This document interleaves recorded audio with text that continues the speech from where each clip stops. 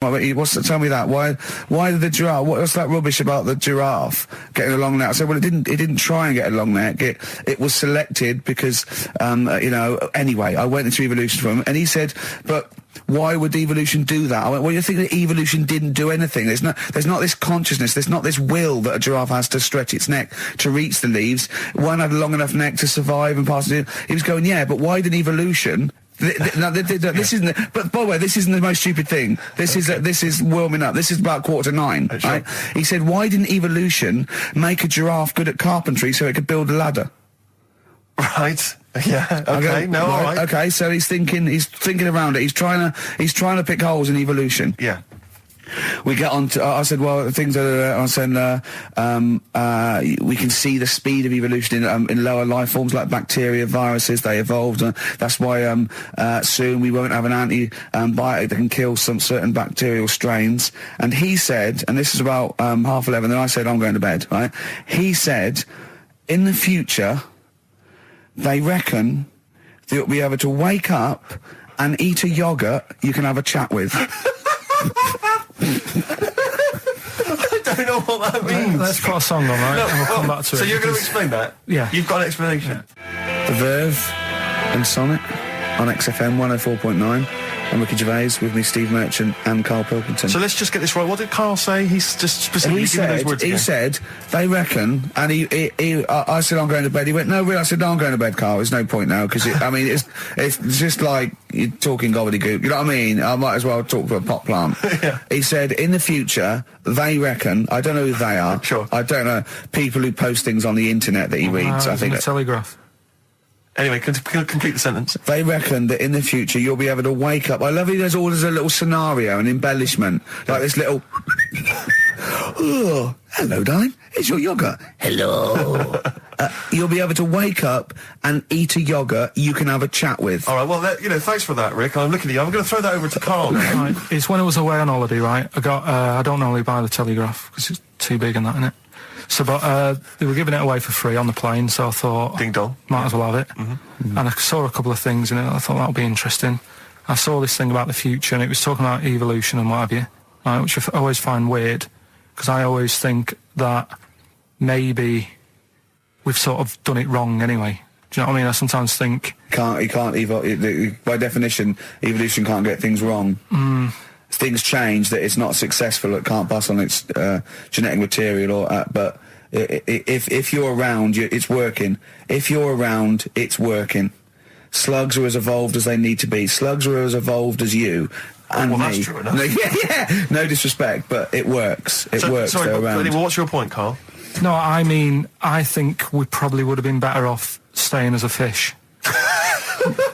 Just because there's more water than land, isn't there? Right.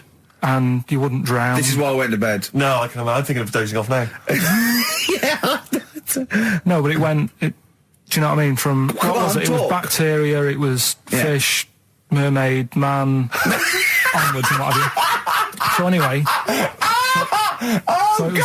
Oh God! No, there are a few knowledge gaps in your theory of evolution. All right, you generally got it right though. So yeah, but I mean, basically, yeah, it went bacteria, fish, mermaid, man. What's next is the big question.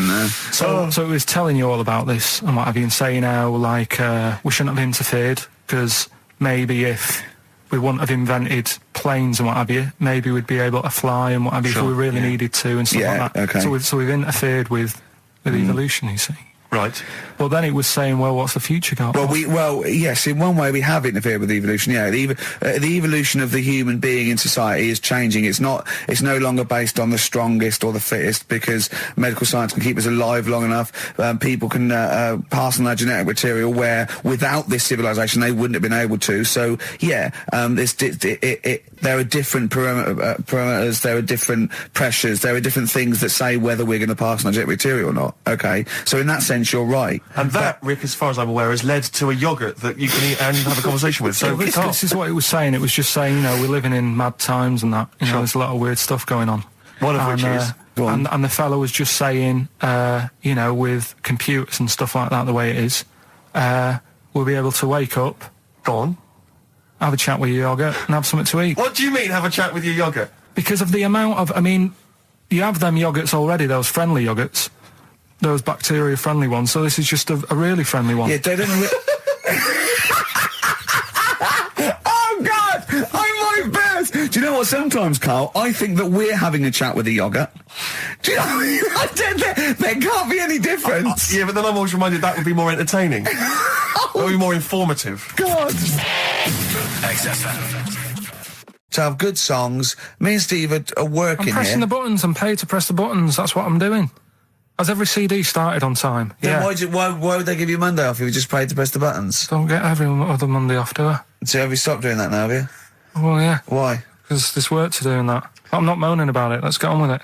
Right, Scrooge, right, is the film that I'm in. Thought I'd do a Christmassy one. Okay. Right? Yeah. Get people in the Christmas mood and that. Yeah, you have. Yeah, you have got people in the Christmas mood. You're like Santa visiting them. So It's you in the film Scrooge. Yeah, Which yes. version of Scrooge? the old one. Is it? If it's just you moaning with bells, I'll be annoyed. Right, go That on is then. essentially Scrooge. yeah. Right, Scrooge, listen to this, and then there's some question at the end, All right. and you can win some stuff and that. Yeah. All right. Yeah.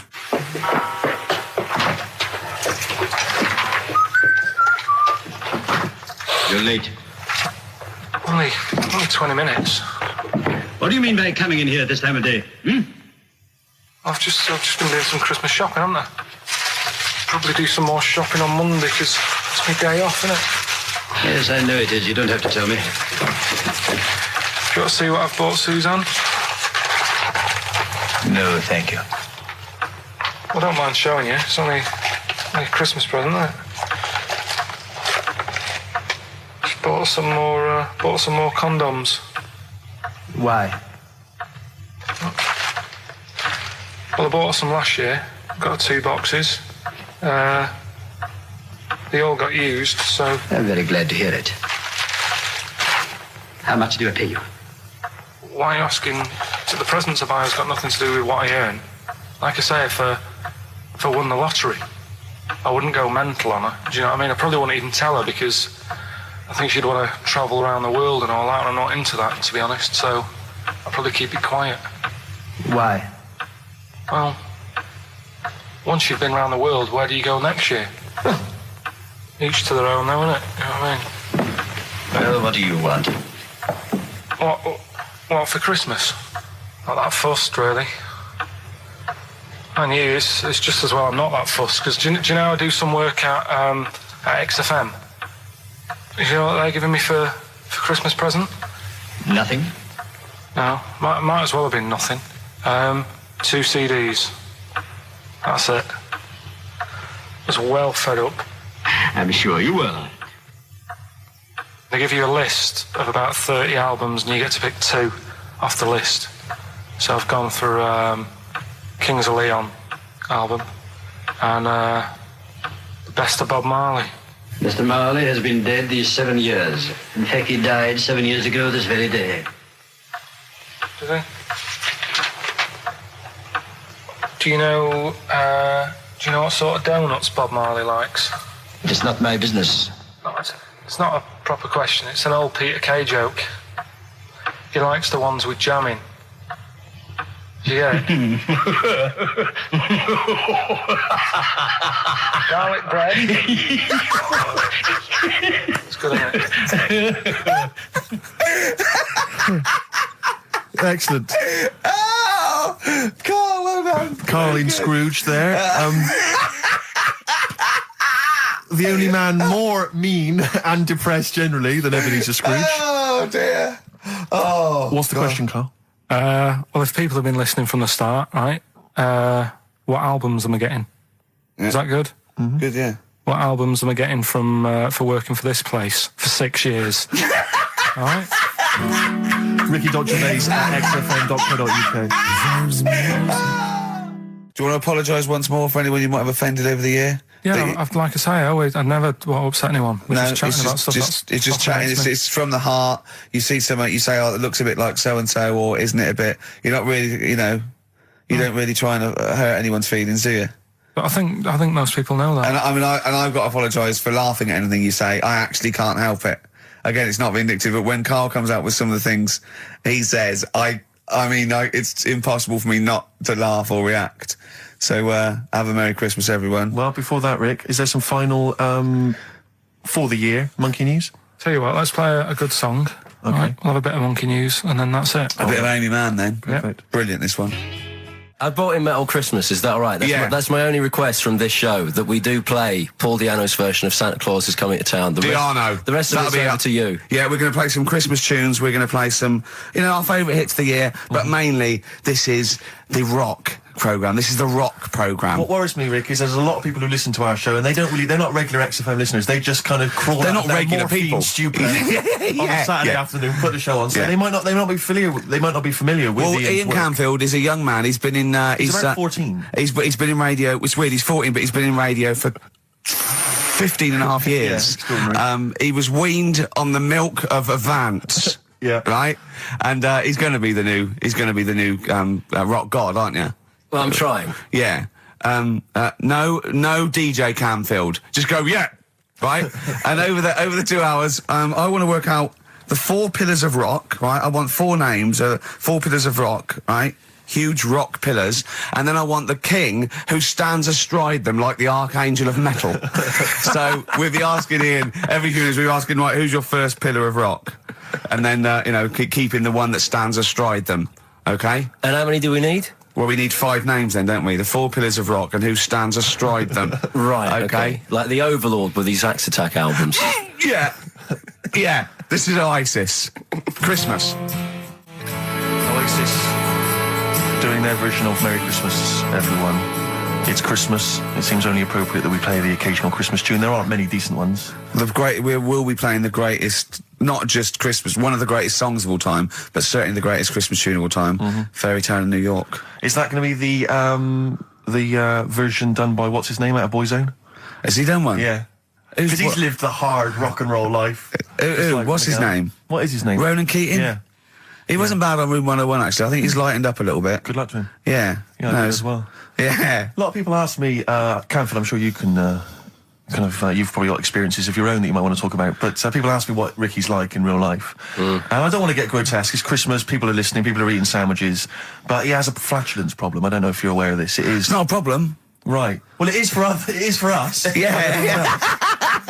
You may not. Yeah. I think the problem with Ricky is Ricky hates to miss out on anything. He's terrified that there's going to be something going on that he's missing out on, a conversation, a joke, someone falling over, and he daren't spend any time in the lavatory because it's too any period of time he spends in there, he could be missing out on some fun. So he kind of tries to get his lavatory, occupying time down to a minimum, an absolute minimum. Plenty of pissing. There's loads of that, but none of the other activity, really. I mean, you keep that, really, it's like you're in, you're out, and sometimes I don't think you've done the full job, Rick. Yeah. And today, I'll tell you this, my eyes were bleeding. It's intense. It's just a word of warning, because the kitchen at XFM is out of bounds now. No one's going in there until the new year. A to J in the library. A to J in the record library. I'll tell you this, I don't know if, Tony Blackburn's in the building. His wig will fall off. But seriously, not that he wears a wig. He doesn't wear a wig. But if he's going down there, maybe he wants to play some Beach Boys. I mean, seriously, forget I'm a Celebrity, get me out of here. Forget you might have survived in the jungle, Tony. But you get down there, mate. Tony, would you rather eat a plate of maggots or go and get Beach Boys? Exactly. Saying A to J. Oh, pot pickers. Exactly. Jesus Christ. It is absolutely extraordinary down there. So I'll just be warned. But it's Christmas. Yeah. Christmas. Why would Blackburn be listening to this? I don't know. He's probably doing a bit of Christmas shopping. Sure. And he's out and about with probably got his little, personal stereo on. Yeah. And he goes, I'll listen to the boys at XFM. Exactly. And Canfield, what do you think of it so far? Yeah. Yeah? Yeah. It's not Vance, is it? Okay, who is secured as one of the pillars of rock? I'll tell you what, I want some ads, and after that, the Fairy Tale in New York. Oh. XFM. The Pokes, featuring Kirsty McCall, and A Fairy Tale of New York. Brilliant, on XFM. Talking of campaigns and things and that, did you see Sir Bob on Jonathan Ross last night? Sir Bob Geldof. Sir Bob Geldof. Yep. Are you going to walk to Edinburgh or sail to France, Karl? What do you think of all this? The G8? I think it's good that, he's doing some stuff for the world and what have you, but probably won't bother. No? Having a walk. What do you make of all this campaigning? He's dedicated his life to this now, hasn't he? Yeah. I mean, it's interesting. I was watching him last night, and I respect the man. I mean, he used to work here, didn't he? Did some shows and that. It's good. It's all right that he can do it, but I assume that's not why you respect him. I assume you respect him because he's trying to save a nation, as opposed to used to work in XFM for a while. Yeah, I know, but I'm just saying it's good that he's given up a lot of his time to, you know, try and save the world and that, but, you know, there's a bit of me that's kind of like, you know, is he wasting his time a bit? Right, well, what do you mean wasting his time? Well, he tried it before, and no, wait. What he's trying to say is that the G8 are I think the 7 most rich, wealthy nations in the world, and Russia, and they get together and they can wipe out the third world debt. I.e., they owe us billions and billions of pounds. They can't afford to pay it back. So he's going to say let's wipe the slate clean and pledge, I think, a lot more aid and stuff to them, isn't it? Mm-hmm. So what do you think of that? But won't they just do it again? Right, what's you thinking? No, I knew I had a little diamond in the rough here. I mean, obviously, you know, I admit I brought this up because I really wanted to know what Karl thought of it. Sure. Yeah, I had ulterior motives. It wasn't just for awareness, for the very worthy cause. It was because I know. Look at him looking at me. Look at him. He looks at me like a cat. Honestly, it's like there's nothing behind those eyes. Right, what do you mean? They're just going to run up the debt again, you think? Well, what I mean is, right, when I was a kid, right, and I wanted to go to the arcade, I'd borrow £1 off my mum, right, and she'd say, don't come back asking for more and what have you. But I'd have a go on a pinball machine or whatever, game on a fruity, and then go back, and she'd go, can I have some more money? And she goes, I gave you £1 before. And I go, I know, but I'm on holiday. And she goes, there you go then. And then I go off and do the same thing. I didn't go, no, I wasted the last one, I'm going to pop this in the bank. Right. So you think that's what's going to happen with... That's a nice metaphor. So what do you think happening there? That the Africans are blowing it down the arcade. Instead of putting it towards a fishing rod, they're blowing it down the arcade. I'm trying to win a watch. Look, I've got 100 goals. I think this thing is dodgy. Yeah. I'm trying to win a fluffy toy. Bob's saying you're never going to get the Snoopy. You're never going to get the Snoopy. It's always going to fall out of the little claw. It's rigged. The claw is not strong enough. Yeah. Do not waste it. No, Midge. Midge, you have to write a song. Write another song, mate. They've blown it down the arcade. Brilliant. So that's your genuine logic, is it? Well, I just don't know... if they put me in charge of it, I don't know what I'd do. I just think it's a... Could I just say that will never happen? No. Could I just say to London, and anyone listening Sleep on Saturday, easy. Don't worry, Karl is not going to be put in charge of G8. It's not going to be him, Blair, Chirac. That would be a joy if it were. That would be amazing. But anyway, so let's assume some alternate universe you are in charge. What would you do? Monkeys, obviously. It's like Planet of the Apes. What are you going to do? You're the only only person with opposable thumbs. What's your solution? We've done a lot of it, haven't we? We've sent, money out there. We've sent them clothes and that. Yeah. Have you? It's gone. You say we. Have you sent? I've done loads for charity. Go on. No, loads. I've done loads of stuff. Go on. For what? Oh, I give stuff to Oxfam. Yeah. What stuff you don't want anymore? Yeah, junk. You mean? Well, yeah, but it'll be all right for them. I mean, I said to you the other day, like, when they collect clothes for over there, I don't know, none of my stuff's going to fit them well. But the thing is, I do loads of charities. I do loads of things like... Go on. I pay for tools. You know, I do that thing, a monthly payment of £5, paying for, toolbox and that for someone out there. I help old people, which I'm going to stop, to be honest. Why? Because... Do you know this thing I do, Steve? Right, no. This is a £5 a month as well, right? I got stopped in Leicester Square one day. They said, there's a little old woman somewhere. She's cold. Are you going to help her out? So I was like, why me? Right. So anyway, they said it's easier if people look after one old woman, right? So why me? I've signed up to look after this old woman called, I don't know, call her name June or whatever. It doesn't matter. So it does to her, but go on. So anyway, I'm paying this £5 a month, and the first £5, first time I paid it, I got this thing in the post, right? And it had, thanks a lot, Karl. You're looking after June. Here she is, here's a little picture of her, and she's sat there, what have you, with a cardigan on and stuff like that. Every £5 you pay, it'll be cheering her up, and, look after her, pay for her food and what have you. So, for a bit, you feel good, don't you? And you think, well, I've done my bit for the world. Anyway, 2 months later, get another package, right? picture of June in there again. She's got a tan. So he's saying you're paying to keep her warm. No, they meant a week in Mallorca or whatever. And this is what I mean. People if they can get away with it. So you know, whilst Geldof's there every year or every couple of years, going, let's do this for them, let's do that. I tell you what, I wouldn't get off my arse if I was over there. But that isn't having a go. I don't know where to start. That isn't having a go though. What do you think? So what do you think? You think they're going? Don't bother. Getting a job or anything. Geldof will be here. Geldof will be. It's June. I don't know. It's difficult, isn't it? It's difficult. So you think Sir Bob should just wash his hands of the whole affair? You think it's a complete waste of time? Is that what you're saying?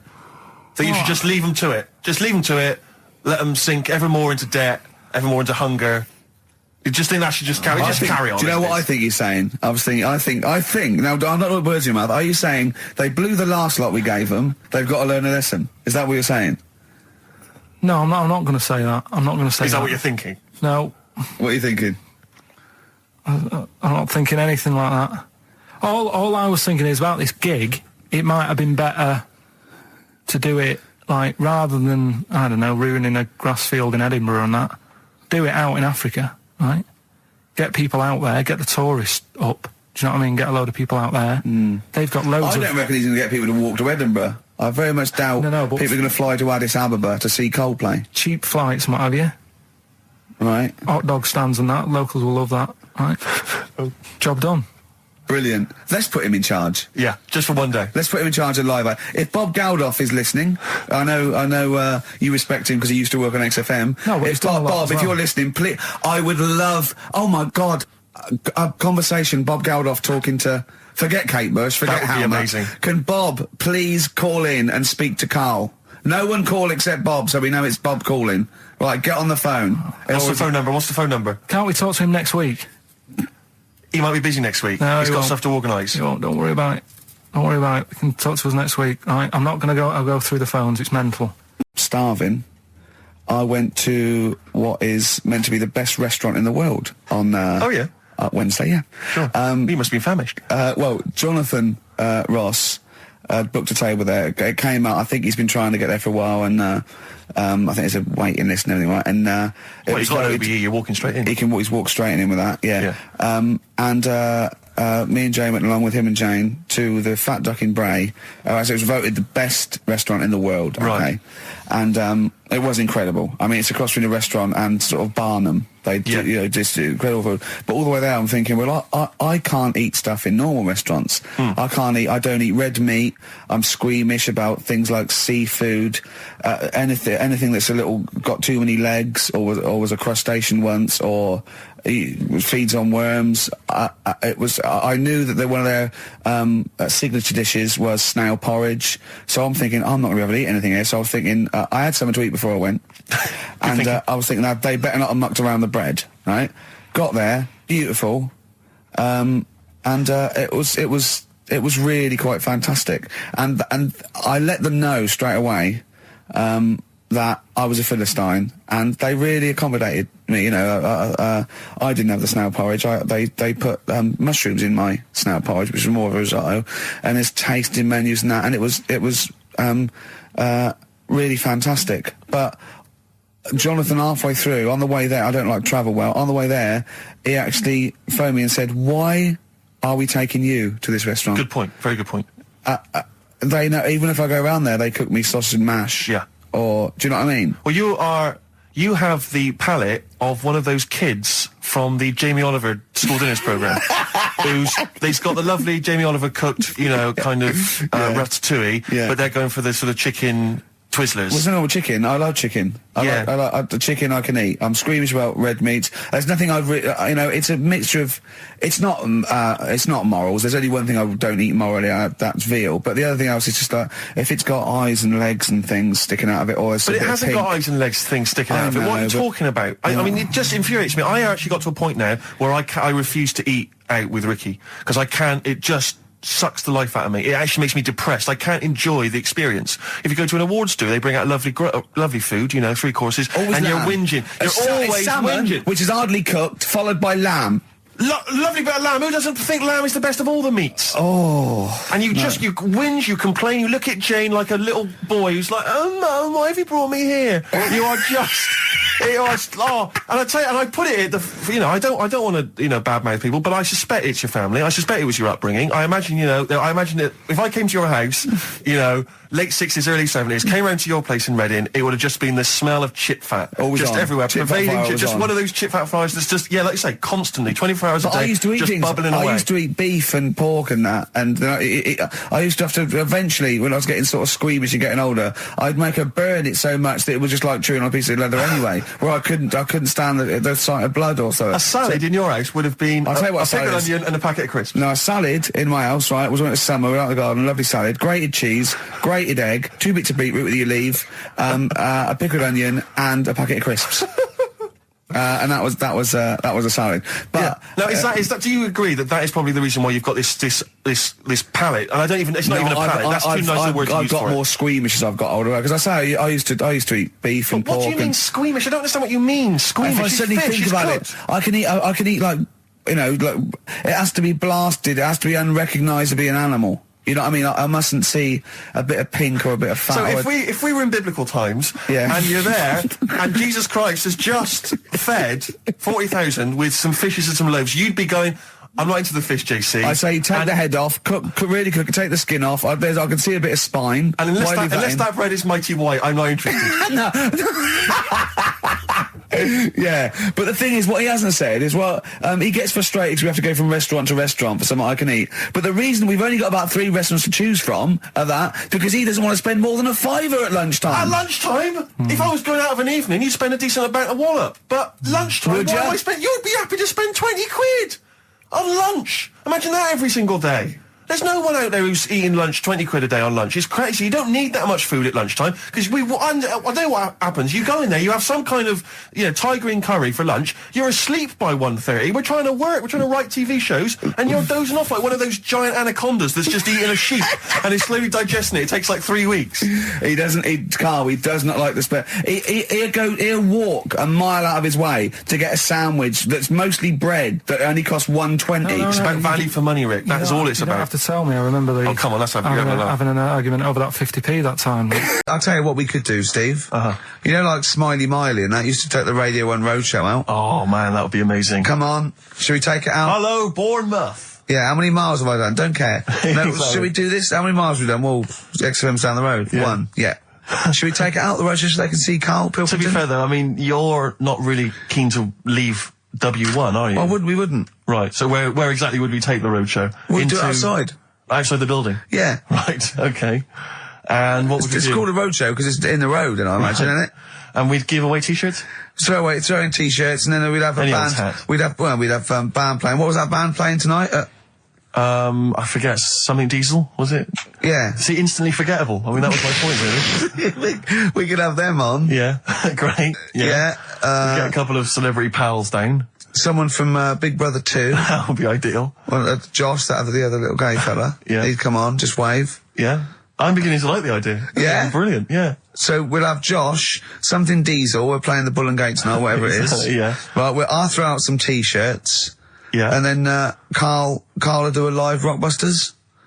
Yeah? Well, I don't know, do you want it? I just think that ruins it slightly. It would just bring the whole afternoon down, Rick, I think. We get it sponsored by someone. Yeah? No? Well, I'm just trying to inject a bit of...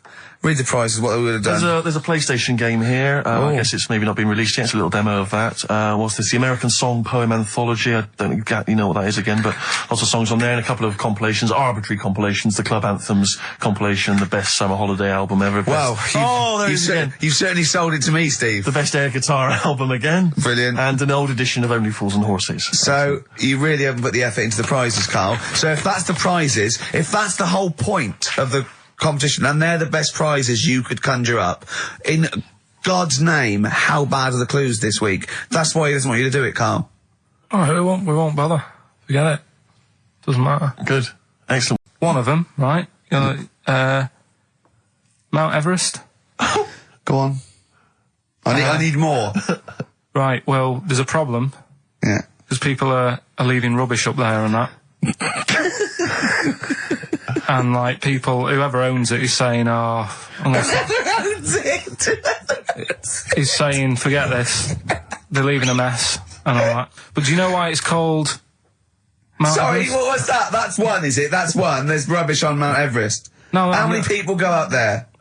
Are we talking about people dumping old tellies and washing machines? Who's fed up? The Yeti? What are you talking about? No, I mean, that isn't what I'm educating you. I'm just telling, this is part of the story. I'm just telling you. It's just a bit of context for you. Like, they're leaving loads of rubbish up there. Well, they're not leaving loads of rubbish up there, are they? No, they are. They're apparently not like trams and washing machines and seagulls flying everywhere. I don't know. Anyway.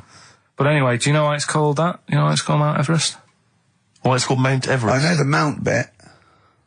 It's because it's a large mount, and if you climb it, by the time you get to the top, you need to have a rest. And that isn't the educating bit. I'm just telling you. It's not true. Well, we'll leave that. Well, no, Karl, in the name of everything holy, do you think that anyone named it because you have to have a rest when you've climbed it? Well, we'll see. You'll see what people say on email. But it's definitely not. But anyway, that's one thing that I kind of thought, that's interesting. I'll remember that. I'll teach Ricky that, so you've learnt that. Right, now. Karl's a little bit fed up today. Absolutely whinging. I mean, properly whinging. Fed up. Reckons he's tired. Reckons he's overworked here. But, do you know what I mean, Karl? Everyone gets tired. Everyone gets tired. Everyone does the same sort of hours to you. What do you do? Sort of 9 till 6, 7? About 9 till 7:30, 8. Well, no, because a couple of times this week I've sort of met you for a drink about 6. So, it's funny, isn't it? That's weird. Some of the times I've come back after it, just for another 40 minutes or something whilst no one's around, try and get stuff done without phones going, without emails coming in. Yeah, we got to do it. Can I tell you what I think's a disappointment? You're in the department. You got to do it. I just think it's a disappointment that Karl hasn't been able to put that aside and rise to the occasion. He's only got to do this show once a week. I know. I mean, you and I, we're tired. We've got you've got one job. We've got about 6, and we're still doing it. Do you know what I mean? We still do it. We still. Well, come you're a here. professional, Rick. I mean, that's why you've won multiple awards. Is because you're willing to get up there, even if you're feeling a little bit under the weather, even if you hurt yourself, you've got an injury of some kind. You're up there. You're doing it. Yeah. You're entertaining. You're providing a service. Yeah. So it's a disappointment. Yeah, but I've pressed all the right buttons at the right time. Indeed. Right. That's what I get paid for. Yeah. Done that. The adverts have gone out. Sure. You know what I mean? I've made you cups of tea. It's the negativity which is the problem. It's the vibe. You're bringing us down. Bringing us down. And therefore the listeners. Therefore the listeners. Bringing us down. If you don't like London, you know what to do. Well. I'm trying to get out of here, aren't I? We just bought a new flat. That's not the best way. Buy a flat in Manchester, live there. Doesn't matter. I can always rent it out and make a little bit of money. Why don't you sell the flat in London and buy a street in Manchester? Pilkington Avenue. You could literally have the king of that street. people could come to you like Solomon with their problems. Yeah. Well, he's come up from London. He's got London ways. Now, interestingly, have you heard? Do you remember the famous King Solomon story that there are 2 women arguing over whose baby it is, and they present this they say this is my baby. And the other one goes, no, this is my baby. So he knows one of them's lying, but he doesn't know which one. And so what does he do? How does King Solomon solve that? How does he figure out whose baby is his? First, what would you do? They're both white fellas, yeah. Both what? White fellas. Women, 2 women. Right, it's 2 white women. To be they probably weren't, completely white. Yeah, well, whatever. Yeah, they're of the same ethnicity. No, I'm just working out. Right, all right then. So, all right. And don't think about what King Solomon would necessarily. Yeah, it wasn't that easy. No, there's not one tall, skinny white one with big ears, and so's the baby. The other one's a little short Chinese bloke. It's 2 women for a start. Yeah. 2 women. Okay, the baby to look at could be either. He doesn't know which, but he knows one of them's lying, obviously. And is the one lying saying it's hers or saying it's not hers? Right, okay, this isn't worth it, Steve. I'm going to tell you what he said, and you tell me if you think it was good or not. He says, well, then what we do is, as King, he said, what we do is, I'll take a sword, I'll cut the baby into 2, and you can have half each. And one of the women says, no, don't do that. And one of them says, yeah, that's fair. Right. Do you see? So which one was it? Sorry? Well, no, my guess is the one that didn't want it done probably was the mother of the child. The one that didn't mind having the baby cut in half probably wasn't a mother of the child. Why don't you think, you bald little mank twat? Play a record. Well, I'm just, right. Although, it's not a very good solution. No, that doesn't happen in the woman who was lying could have come up with something better than, cut it in half. What you should have done is, they'll give it to the other one as well. Yeah. I'll tell you what, because it's your special day and I want you to have a great time today, we're going to do Rockbusters if you cheer up, miserable. It just got ratty then. Go, no, don't push it on me head. Don't put it on me head. Right, what were you trying to put on me head? I was trying to put a pear on your head to knock it off with a ball, like William Tell, but it was, because your head is so round and the pear was round, I tried to flatten it a little bit, and I didn't know it was a juicy pear. So I thought it'd be like just to crush it a little bit, and then he went mental because he had juice running down his face. Oh. Why is it my fault? The pear's a faulty pear. Exactly. Get proper fruit in here. It worked with the apple. That was fine. And then he gets ratty with me. Okay, let's not waste any time with Rockbusters. Can we really let's whip through it? Just whip through it. Just do the clues quickly. Quick, go Rockbusters. Right, go. Right, the first clue. Yeah, hurry up, faster. All the police cars are on fire. All the police cars are on fire. What's the initials? BS. BS. All the police cars are on fire. Good. What's the next one? The director of 28 Days Later is shouting about sleeping outside. Yeah, okay. What's the initials for that? DB. Right, okay. Okay, yeah. Right, go on then. He wants to be a sailor. Why is that? Yeah, well, what's the initials there? B. Brilliant. Okay. Give them again quickly, because I didn't quite catch the second one, but go from the top. All the police cars are on fire. Yeah, that's BS. BS. Yeah. The director of 28 Days Later is shouting about sleeping outside. Yeah, okay. DB. Yeah. Right? He wants to be a sailor. Why is that? Yeah. B. B. Okay, then, brilliant. Okay, now, Karl, you going to cheer up now? Email only, Ricky Gervais at virgin.co.net. Radio 1 Roadshow. Smiley Miley. Smiley Miley's mileage game. If anyone remembers that, I mean, here's a man, right, whose job, Smiley Miley was not a DJ, lest we forget. Smiley Miley was the guy that organised the vans that carried the equipment to and from the roadshows. Because he was such a crazy personality. Because he smiled a little bit. Exactly. He got recognition, Karl. Longevity, lots of money, and lives where he wants to live. The town that he wants to live in. Why don't you just enjoy the town that you've chosen to live in, because it's so good? London. What towns have you been to? Have you travelled at all? I've been about a bit, yeah. Right, okay, then what towns did you like? Okay, forget Manchester. That's safe. You like Manchester. Right, I'll do the big three. Shouting. London, New York, Paris. Okay, you don't like London, even though you live here. Got flats here. Good, excellent. That makes sense. Have you been to New York? Yeah. What do you think? It's an amazing city, isn't it? I like it. It's just noisy, it's smelly. Right, it's the city that never sleeps. Well, I'm not surprised with all the racket and that. Paris, the city of love, the most romantic city in the world. Not really. I remember seeing an old woman in McDonald's in there, and it put me off. That's where that thing happened, where the old woman was. What did it say? Tell us. We talked about it before. The old woman in McDonald's. Yeah, what happened? She was sat in the corner there with her legs open, no knickers on. All right. Oh God! That's Paris. Did that put you off your cheeseburger? Next city, where next? Have you been to, I don't know, the most beautiful city, Venice? Yeah, I've been there, yeah. It's good? No. Why? Because they sell it to you as if it is a romantic city. Where did you see it sold? No, I saw it on, when I was growing up, right? Remember 3-2-1 with Ted Rogers? Yeah, of course. It used to be one of the star prizes on there. Right. And they'd say, let's show you the video, let's see what you're going to, let's see where you're going to be loving it for a couple of weeks. And they'd show you this scene of, like, the gondolas. Yeah. And all the city lit up at night. Yeah. Like a man and woman sat on a boat, loving it and stuff. Yeah. I went there, bin bags everywhere. Play a record. Yeah, it's a mess. Play a record. It's London. That flooded. is Wish You Were Here with Karl Pilkington. All right. It's London flooded.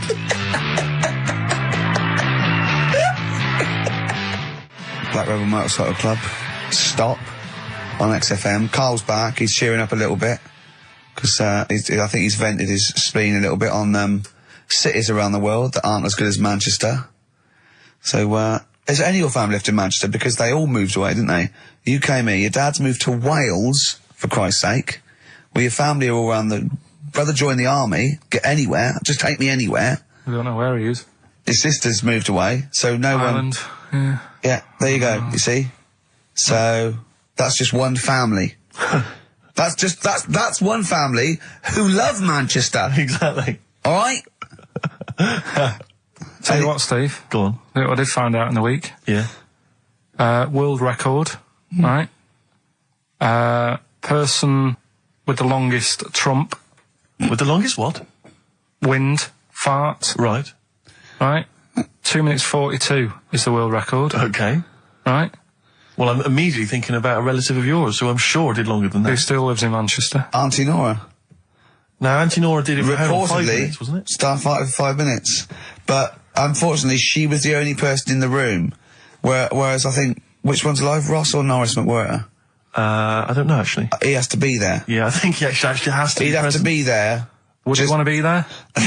Well, he'd have sort of equipment, looking at his watch, going, finish, you go, yeah, he goes, well, that was 4 minutes. Did she go from like a size 10 to a size 6? Did she show some old dresses? Like a hovercraft. Exactly. In a big dress. Yeah. Just slightly off. Yeah. So, it has to be invigilated. But again, you know, how was the Guinness Book of World Records one invigilated? I mean, who was supervising that? He said, I can fart for 2 minutes. They went, well, we've got to see this. Went round. And, he just probably let it rip. It's probably circular breathing. He's probably sort of sucking in air and swallowing it as he's going. And it's a continuous one, isn't it? It's not like... Yeah. I mean, it said, you know, that's how Nora's happened. Me Auntie Nora. She had a little bit of wind. It went on for like 2.5 minutes. Sure. That's when she called me ma'am. As it was still going on. And said, there's something not right here.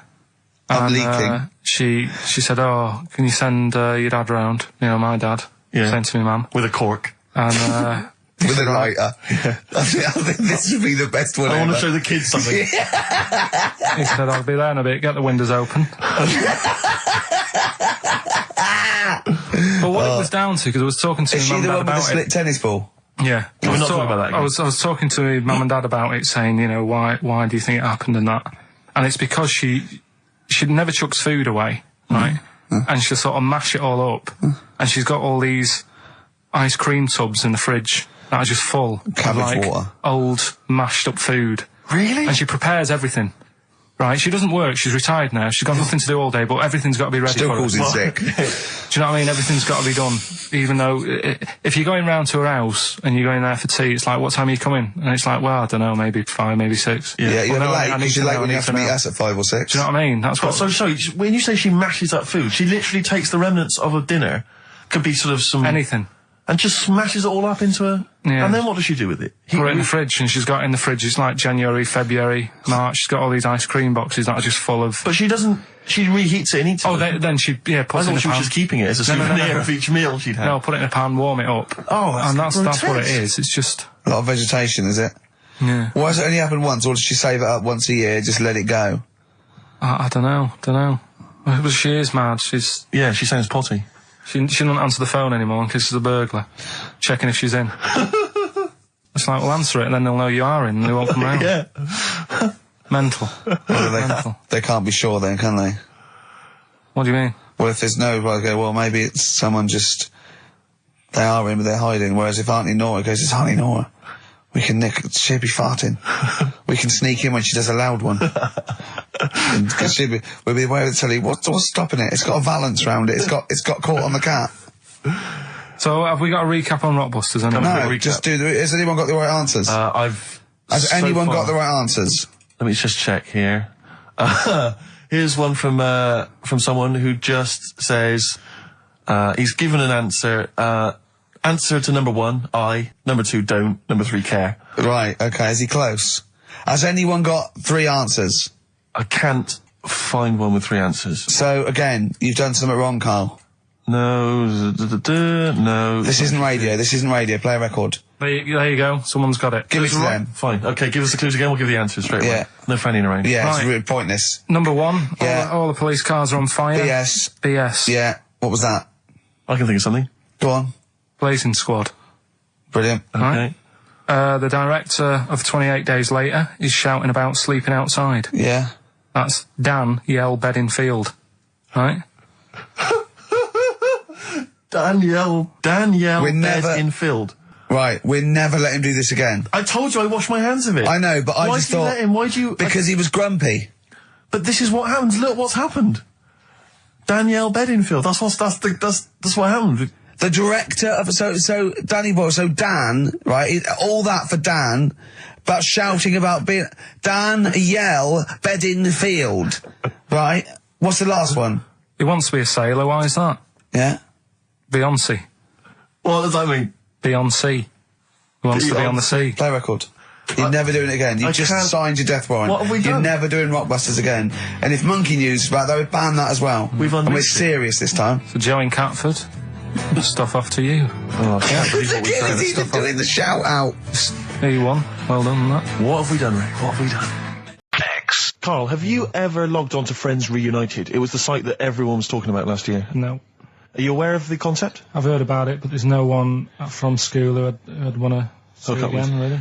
So basically, for those that don't know, you have to log on to his website, and then it helps you track down your old schoolmates if they've also logged on and stuff. And we took the liberty, really, of looking on the Friends Reunited site and typing in your school and trying to track down any of your old mates. We didn't get in touch with any of them, don't worry. We didn't do that. We're not going to surprise you with them now. No. But I was just interested to know, like, some of your thoughts on some of the names that I could run past you. I mean, these are people from your year. Just tell me if you recognise the names. Alison Birch? Think I remember her. What's your thoughts on her? Don't be libelous. Don't be like no.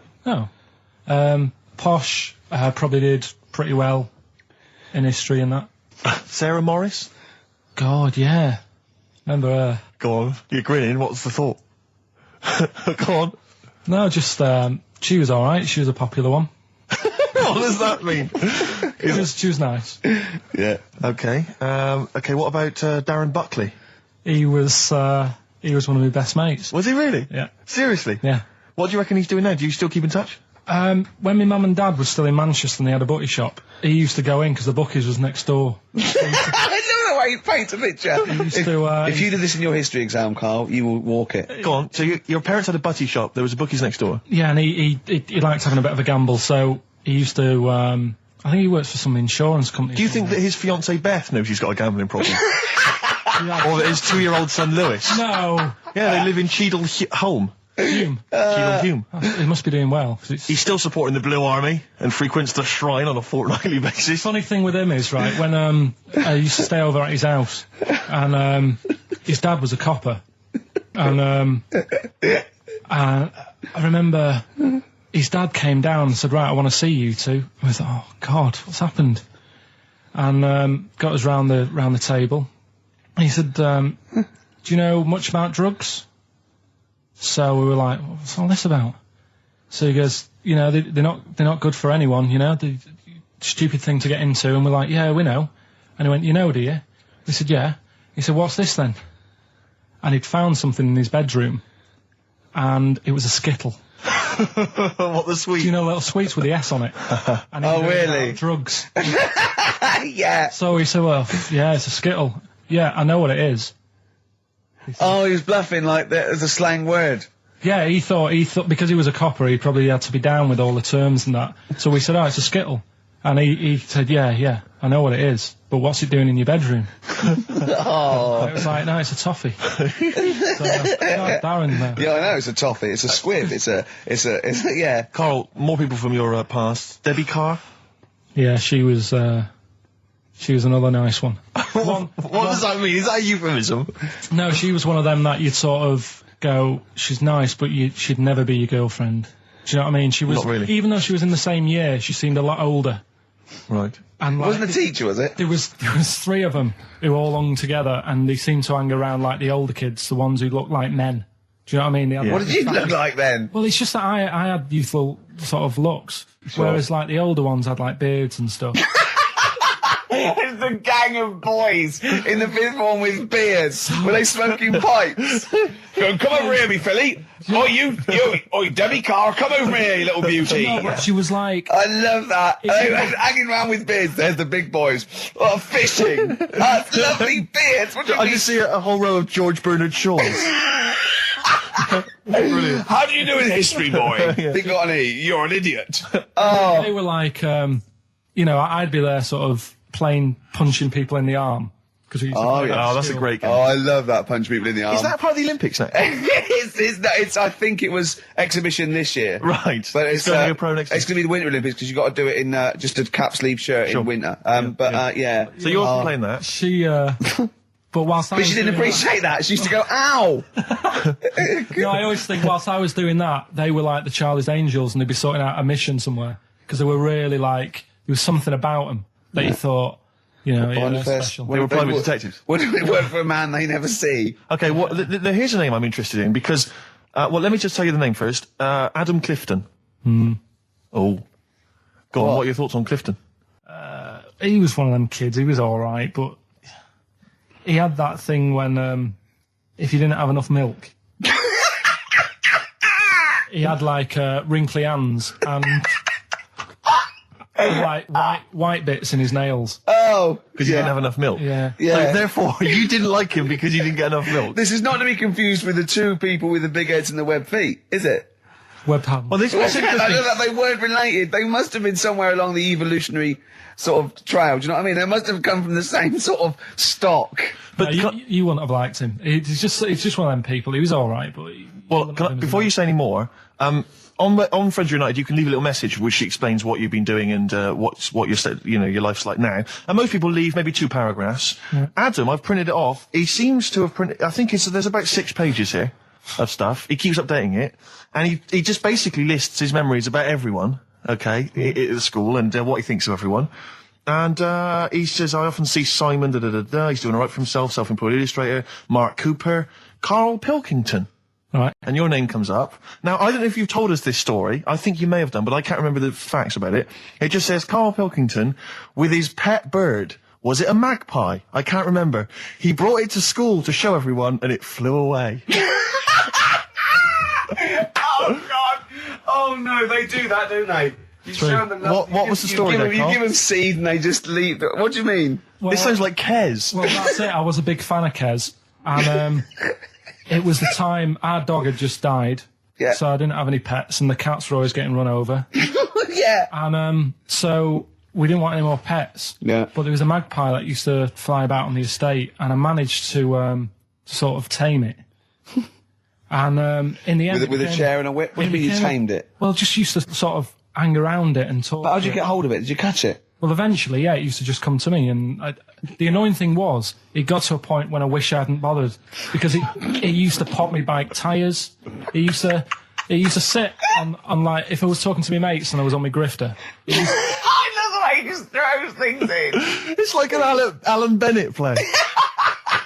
It landed on my tyre and it used to peck at the tyre and pop it. And then it used to then never go away. So it was always like around the house and my dad said, never bring it in. So he used to sit on the porch and I used to go out and it used to fly down and land on my head. Oh. And it really hurt. It used to like peck and stuff. He thought it was a tyre. So it wasn't so much tamed as a stalker. Oh, God. So you took it to school and it flew away? Yeah. So did you take it in proudly going, look at my magpie? Oh. Yeah. Oh, no. I think it got a bit confused in the area that it was in because I used to just keep it sort of around our estate, but the school was a bit of a distance away. How did you get it there? Carrying it on my finger. Did you walk? Yeah. Wow. So it was happy there, then it got... But it used to be one of those things that people would stop me in the street and sort of go, oh, what's that? And I don't suppose Maggie, called it Maggie. You didn't get Charlie's Angels to go and find out what happened to it? Investigate? Were they impressed? Not really. No. Carl, this is quite a little insecure sort of chap. And he was just worried about that last bit. He was going, who would ever find that interesting? He was worried about people finding him boring. And Steve said, as I said, it's like an Alan Bennett thing. He went, yeah, but... no one would care about Alan Bennett if he wasn't such a hit maker. They wouldn't care what to say. And we just looked at him for a while and he went, thinking of Tony Bennett. Bless him. Listen, it's almost the end of the show, Karl. Oh, yeah. And it's really been a Karl special. This is a Karl special, yeah. Well, next week, we'll lay off next week. We have to. We're not going to... He wants to retire a little bit. Just a few more names that you may recall from Friends United. Go on. Lisa Shufflebotham. Do you remember her? Yeah. Was she one of Charlie's Angels? No, she wasn't that nice, but she wanted me. her and her mate Rachel, I remember, I don't know why, but it was some sort of PE lesson where it had to be a bloke and 2 girls, and they were fighting over me. Could you hear what they were saying? They were just like, I want him. And I was loving it. Stuck in the middle and they were fighting over me. And then the next week I thought I'll sit near them. What sort of game do they play at this school? I don't know. That's an incredible game. But I think... Punch me on the arm. No, punch me on the arm, Karl. They just went through it. Because the following week I thought, right, I'll sit near them again because I quite enjoyed the way they fighted over me. But then they picked somebody else and... I don't know who I was with that week. So you didn't get any action with Shufflebotham or a friend? No. And when she got older, she went a bit off. She didn't look that good. She's probably nice now. It's just, I mean, I'll say about myself, when you get to sort of the end of secondary school, you do sort of go a bit odd looking. Right. Do you know what I mean? When your sort of head grows funny. I would just love to go back to his school of that era. I mean, just what happened to people, whether, you know, all people sprouting limbs. No, do you know what I mean? When you're like 12 and that, you quite, no, not 12, when you're 10, when you're 7 to 10, you sort of look healthy and you look at your pictures when you go, yeah, I was a good looking lad. But then when you get to late secondary school, something happens and you just look a bit odd. Okay, well, what about Alison Thorpe? Not sure about her. I sort of know the name, can't put a face to it. Damien Comer? Again. Know the name. Yeah. Can't remember anything. No. Yeah. It's a shame. Well, these are pretty much all the names I could find. We've had some interesting thoughts, though, and interesting anecdotes. Yeah. Anyone in particular that you'd like to say hello to that maybe listening now? I think I would have mentioned Darren Buckley if you hadn't brought him up. Oh, right. He was like me buddy. Yeah. Did you ever see the Magpie game when you took it to the school and confused it? No. You're joking. That was the end of it, was it? Yeah. So where did it go?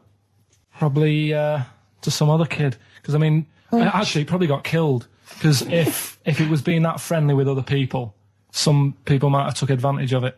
In what way?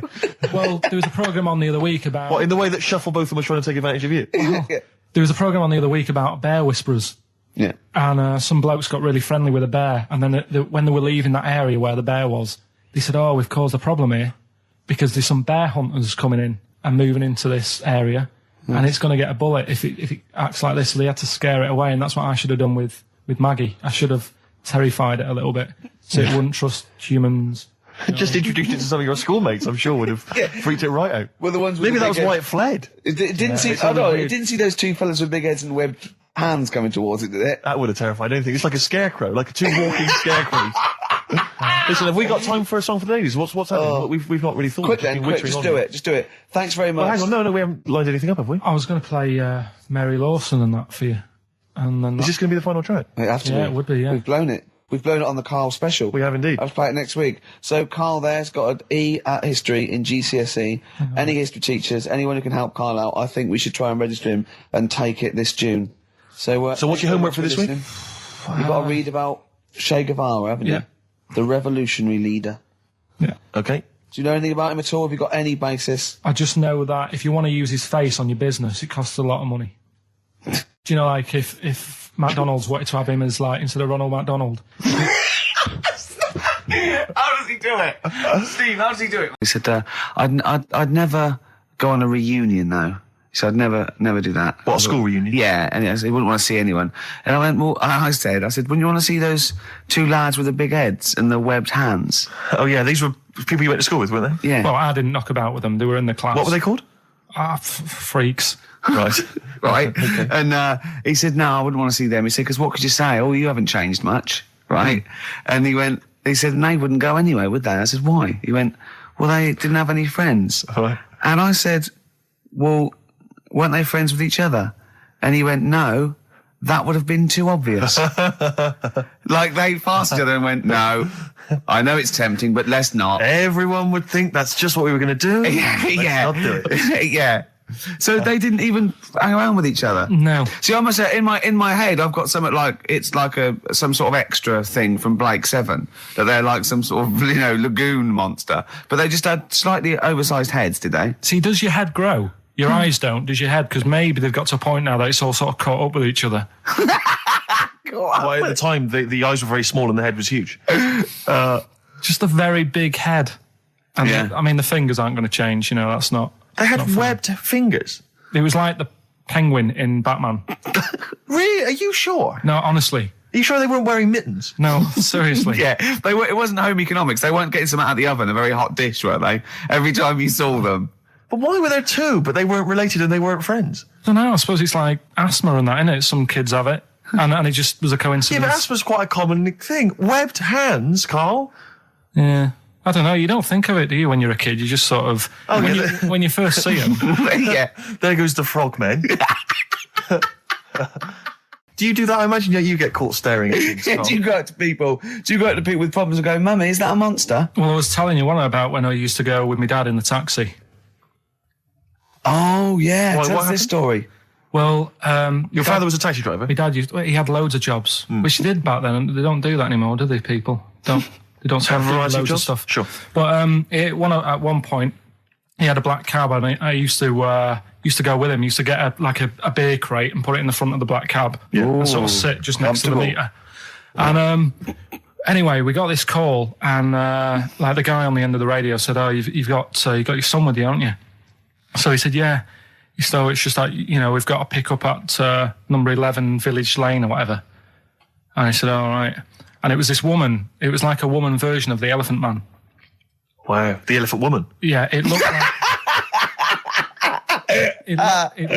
it was really strange because I was in the front of the cab, and when you're a kid, if something looks odd, you're a bit scared of it, aren't you? Yeah. And my dad was like, look, be all right. And we're driving towards her. Look, don't worry, son, I've got loads of buns. And just I'll just throw one down the street if you run after it. You're being mean, right? I am a little bit, How old were you, 18? No, I was about 12 or something like that, 11, 12.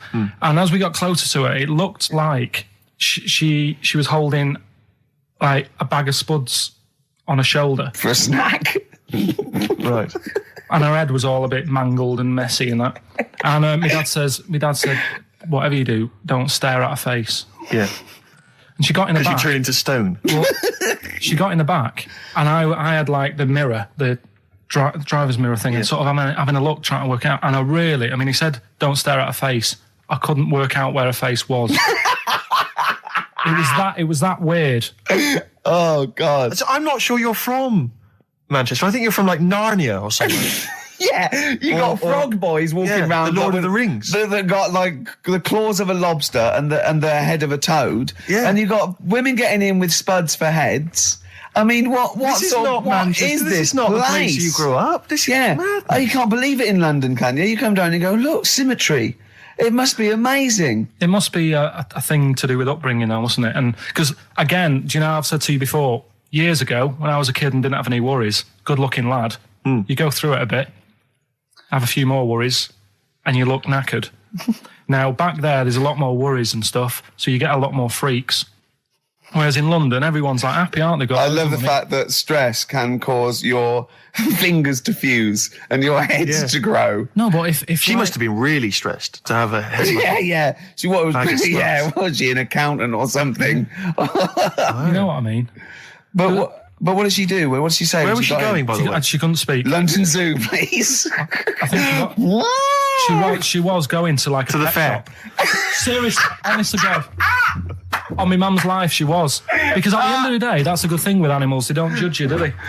She's not an animal. She's a human being. She's not actually an elephant. No, but you know the elephant man was not actually an elephant. You understand that? He's got no elephant genes in him at all. No. That was just a cool name people gave him. Yeah. No, it's the name of the disease, isn't it? Elephantitis. Look, so listen. So this woman, why was she going to a pet shop? She was going to a pet shop. What, to find a husband? Is this true? No, it is true, yeah. Oh, God. I'm not taking the mickey because it must be so really bad for you. Of course it is. Carl, I'm going on to you today about cutting myself shaving. Yeah. I was going on about that. To think that she's probably not alive now, but to think... But you're saying that you're going to say this is a worse problem than a little cut shaving, aren't you? Yeah. Yeah. Do you know what I mean? I think you're right. Carl, there's a couple of key questions I need to ask. One, if she couldn't talk, how did she tell your father where to drive it? Did she have it written on a note? Did she point with her nose? Yeah. Right, this has got silly. Pick your song. But also, finally, where did you say she lived again? It was like in a village, a little small village. Right. Just hidden out of the way. All I'm saying is we could maybe get like some sort of coach, book some coaches, get a coach party up there to have a look at her.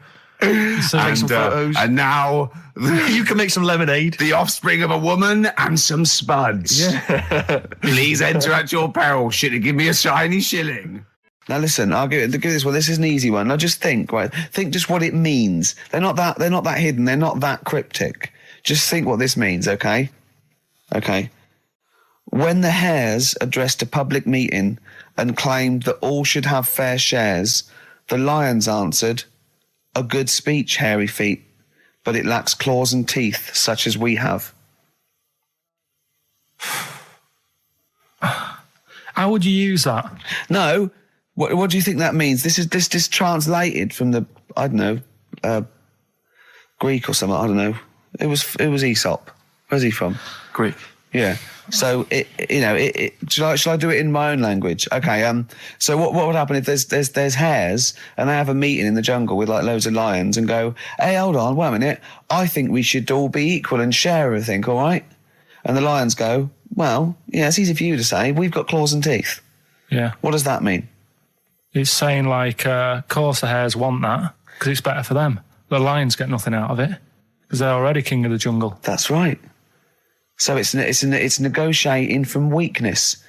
Anyone can negotiate from strength, but negotiating from weakness is it's be lovely. It's a lovely utopian look at the animal kingdom. But the way you said it is better than the way they worded it.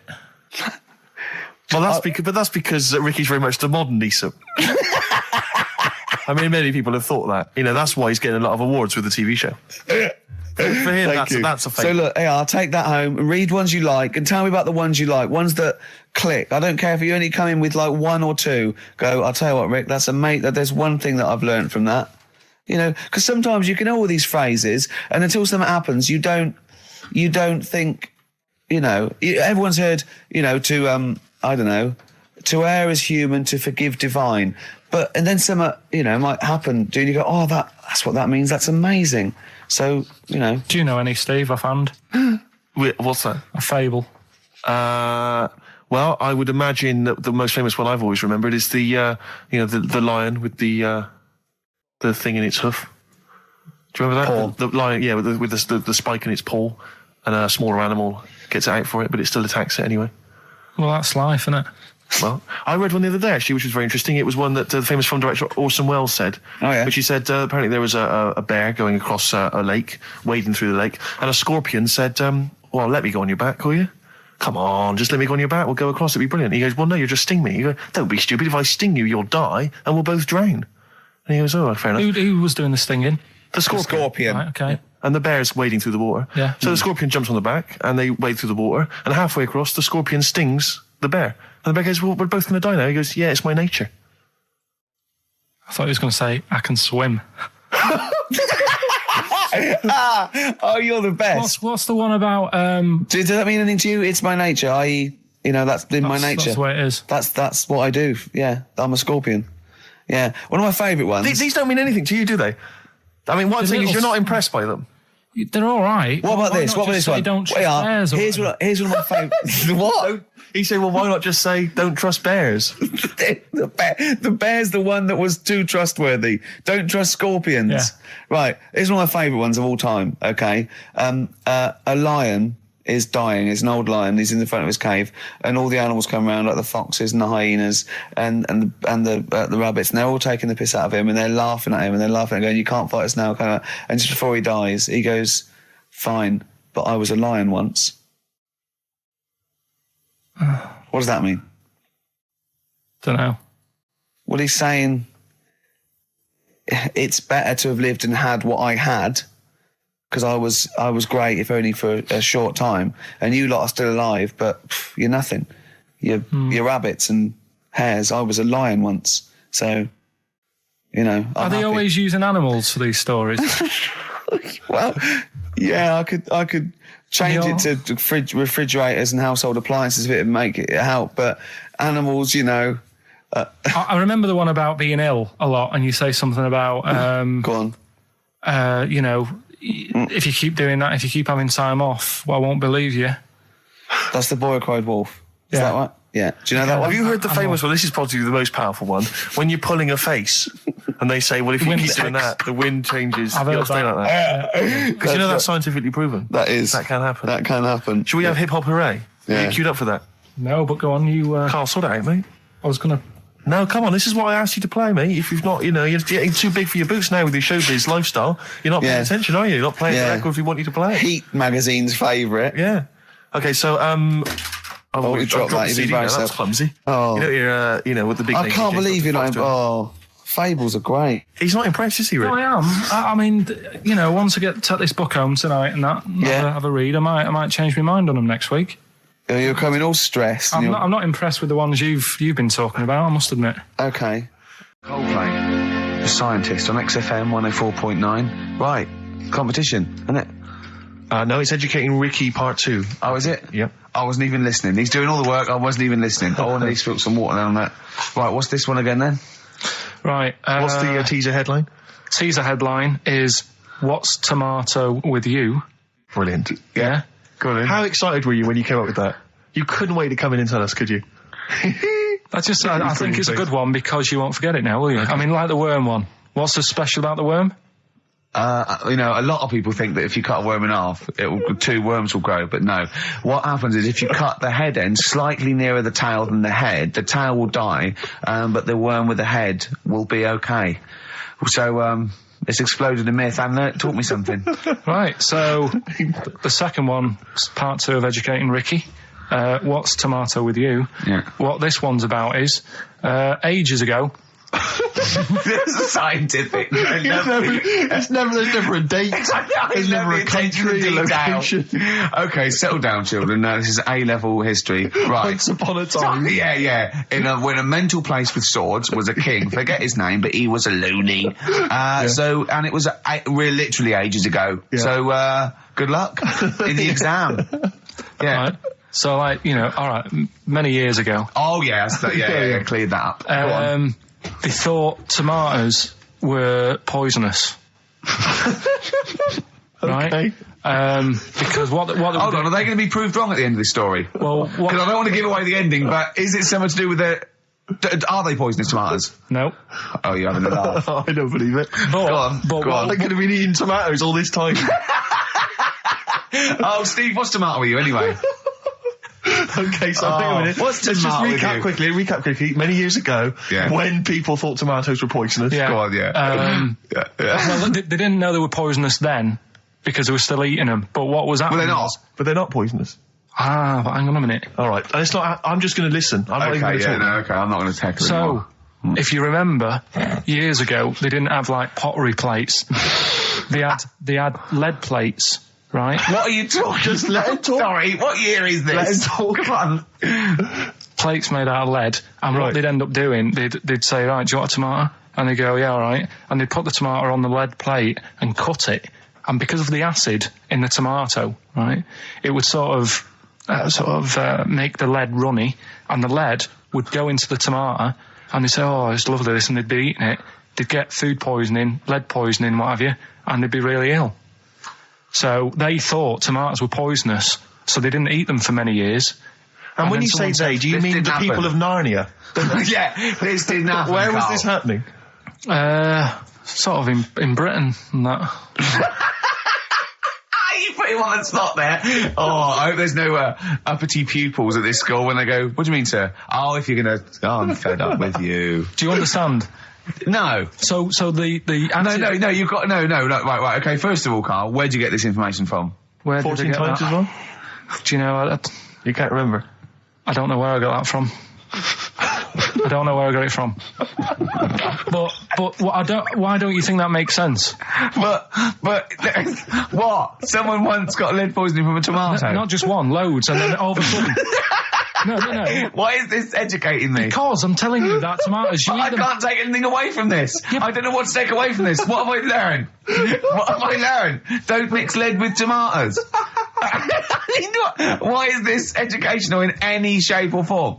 What are you telling me? A long time ago in the land of Glunk, right, where the ninnies did slib, right, they thought tomatoes were poisonous because they ate plates of lead. What are you talking about? Yeah, but we all know tomatoes aren't poisonous. Is that what we're taking from the story? Is that the moral of the story? Don't believe these people that I'd never heard of before. What are you talking about, Karl? I think it's a bit weird. It's a bit weird, yeah. It's the same people that were spreading those malicious worm rumours. My hangover's coming back. I've got to get some water. Play a record that was rubbish. There's that one that a bloke, right, was going to get a phone call at 4:00 to find out if his business was, okay, right? And if he didn't get the phone call, he knew he was broke, destitute. So dead on 4:00, the phone didn't ring. So he went up to the roof of his office and he jumped off to commit suicide. And as he was passing his window, the phone was ringing. Oh, no. Karl, it didn't happen. Karl's getting very excited, as we all are, about his new... Should we let him do a little taster for us? Well, I'm very excited about it. I mean, so the gist of it, what is it? What is it exactly? Right. Is it a game show or is it a competition? It's just, I just thought it's something that, you can play and also people at home can take part in it. Now, would they phone in about this or they can just play at home while they're listening? They can just play at home. Okay. You mean we haven't got any prizes? No, there isn't. No, I think we could get him to phone in, maybe. Well, I don't know. Let's hear the game idea first. Yeah. Right, it's music related. Okay. Good. And what I do is I sort of tell a little story. Okay. And that story makes up a song title. All right. Well, it sounds ambitious. So, is it a cryptic clue? Could be. Say like this, right? Oh, dearie me. Oh, dearie me. Say like this. Right. This woman, right, she's pregnant. You know the answer to this one, so don't be saying anything. This is just aimed at Steve. Okay. Right. This woman has a baby. Yeah. She's pregnant, has a baby. And the doctor's there in the hospital going, oh, yeah, you've got a lovely little baby here. You told me that this is... Oh, this guy. Got a lovely little baby. It's just coming out now. You'll be able to see it in a minute. And it's like covered in gunk and stuff. Yeah. And he's going, yeah, it's nearly here. It's coming out. I see its little head and that. And he gets hold of it and it's full of all this gunk, right? The baby's full of gunk? Yeah, like the... Covered in gunk or full of gunk? Covered in it. Right. And he goes, here you go. Get hold of your baby. And he drops it. Right. What song's that? There's so much irrelevance there, Steve. I can't tell you. It's not a cryptic clue. It's not a cryptic clue. Because only... the gist of it is relevant. That isn't the best one. That's just... Right. I mean, there is just... There's things there that you were dwelling on and thinking of puns. Don't. Just go for gut instinct. What was it? What was that? Right, I just need to try and get the basics of this. There's a woman, she's pregnant, she has a baby. Yeah. The baby's covered in gunk. Yeah. Right. And because of the gunk, the doctor drops the baby. Yeah. And that's all I need to know. Yeah, that is all you need to know, yeah. The pregnancy is largely irrelevant. Okay, what are the key elements? It's the birth and the doctor dropping it that are the irrelevant. The birth thing. and the dropping of the baby. Yeah. I've absolutely no idea. I can't even begin to guess. Think about what's happened here. Oh, Karl, she's had a baby. The doctor's trying to deliver it. He's saying it's a nice little baby you've got here. This is all irrelevant. This is all irrelevant. Right, let me tell you this. So just to be fair to Steve, so he can get into your mind. Right, this is not a traditional cryptic clue, logical problem. This is Karl. What song am I thinking of? Right, that is Underworld, Born Slippy.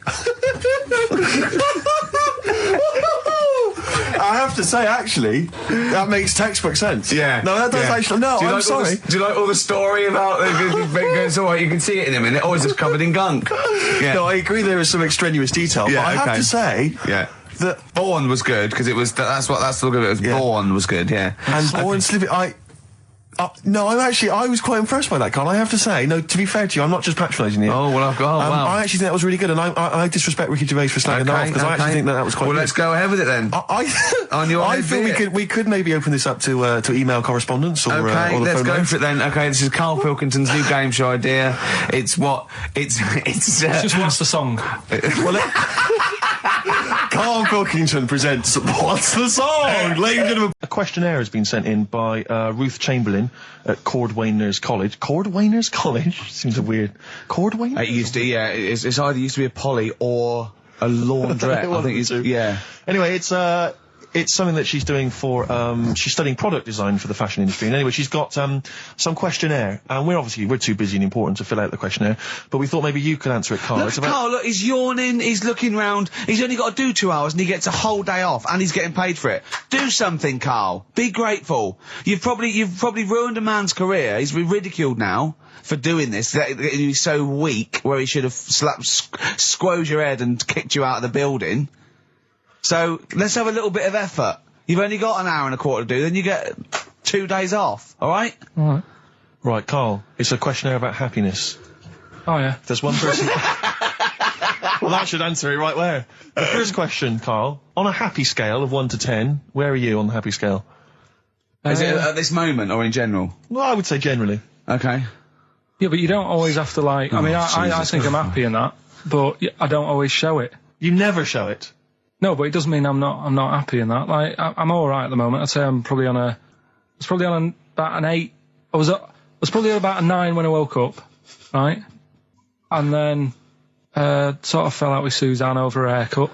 Yeah. Right? She went for a haircut and came back with something that I didn't like. Sorry, what did you say? So when your girlfriend walked to the door, she had her hair done, you said, I don't like it, alright? She could tell by the look on my face. But don't you say, no, I'm happy with it, I just can't tell. I'm loving it. Because then she might have it done again. Oh, Karl, I just cannot get over you. I really can't. No, but you haven't seen it. Right? So then I was fed up, but then I thought... Sorry, what authority have you got to talk about haircuts? Yeah, you had officially from a barber in Manchester above a railway station in a shack, it was £2 a cut, told you you had the hair of a Chinaman. Well, you wish you had the hair of a Chinaman now, you got no hair. You're a little bald mank with your mouth open, so don't... Is she listening to this, Suzanne? Sitting at home with a woolly hat on? I don't know. But she knows now, doesn't she? What did you say? What words did you do about it, though? I just said you look like someone out of Slade. Interestingly, that's what I look for in a girlfriend. Oh, God. Which one of Slade? That one with the funny... Not Dave Hill. Yeah. The one with the crooked fringe and the goofy... She had her teeth done as well, did she? She had 2 front teeth put in. Dumper. So anyway, So prior to that, you're on a 9. Then you saw the haircut, you're on an 8. Yeah. Yeah. And now then, what you're on? I'm probably on about a 6 at the moment. Why? What's happened? Well, while Star Sailor was on, bit more head squeezing going on. So, yeah, about a 5 or 6. So generally speaking, what would you say you are? About 4. You're on a 4 for normal. Alright. What would you give someone who wasn't very happy? What would you give them? What are you thinking, Karl? Depends why they're not happy. They're low, okay, so what would you give them? I mean, yeah, depends, innit? If it's someone who's just lost their arms and legs in an accident, you don't give them a lollipop. Sure, or some mittens. Yeah. You give them a hat. Yeah. Yeah. And dare I say it, a smile. A skateboard. Yeah. Yeah. I don't know. You don't know? You got to answer the question. Alright, so hang on, let's assume that you've upset your girlfriend because you slagged off her haircut. What are you doing now to go and make her happy? How are you going to cheer her up? And not buy her a baseball cap? I don't know yet. I haven't thought about it because I've got this to sort out, haven't I? So when I get home, get her some gel or something. Oh, God! Oh, Christ. Okay, and, alright, just name something that always puts a smile on your face, Karl. It always cheers you up. If you're feeling a bit blue, it always cheers you up. A monkey, innit? Learning something. Right. That's a bit weird. I love the qualifier. No, I think it was two. I think it was 2 different sentences. I think it was learning something. That's a bit weird. Yeah. Oh. Learning something that's a bit weird. Okay, and finally, if you could have something to make you happy, what would it be? Little chimp, wouldn't it? Little chimp in a suit. Well, don't answer for him. Don't put words into me. You could have anything you want. It'll cheer you up and make you happy. What would it be? You can't say a skin of titanium. It's got to be something possible. Yeah. X-ray vision. No. What would you have? It can be conceptual. It could be world peace. It doesn't have to be, a new watch. Yeah, let someone else wish for that. Sure. It'd be a waste. Yeah. Why should you do it? And then someone else gets a nice new watch and there's world peace. Exactly. You're walking round, it's nice and peaceful, you know what time it is. He's swanning round, he's got a lovely new watch and there's no threat of him being bombed. Exactly. I'm quite happy the way I am, really. I don't really want that Are you much. really? But you're on a 4. Yeah, you're on a happy scale of 4. Yeah, you're on a 4. Surely you want to get to 10. Surely the point of life is to be on 10. Yeah, but what's a 10? Do you know what I mean? No. What's a 10?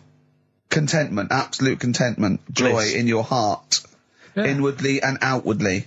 Not walking around with a little round mank head with your mouth open going, what's the point of that? I've done it once. Is that why you've still got all the condoms? I've done it once. What's the point of that? Alright, we're going to get everything, some air gel. Come on. 10. Just one thing that would make you happy, that would cheer you up if you were feeling low. Tuesdays off as well? I'd have the MD just, resign straight away, shall I? I honestly don't know what would make me happy just like that. Because I am happy. I know you say I'm fed up and that. Do you know what? He said he wouldn't want to be too rich. He said, because if I was too rich, then Suzanne would say, let's go around the world. He said he wants to be rich enough, so they're happy in that, they got their bathroom and everything, but they still can't afford any more holidays a year.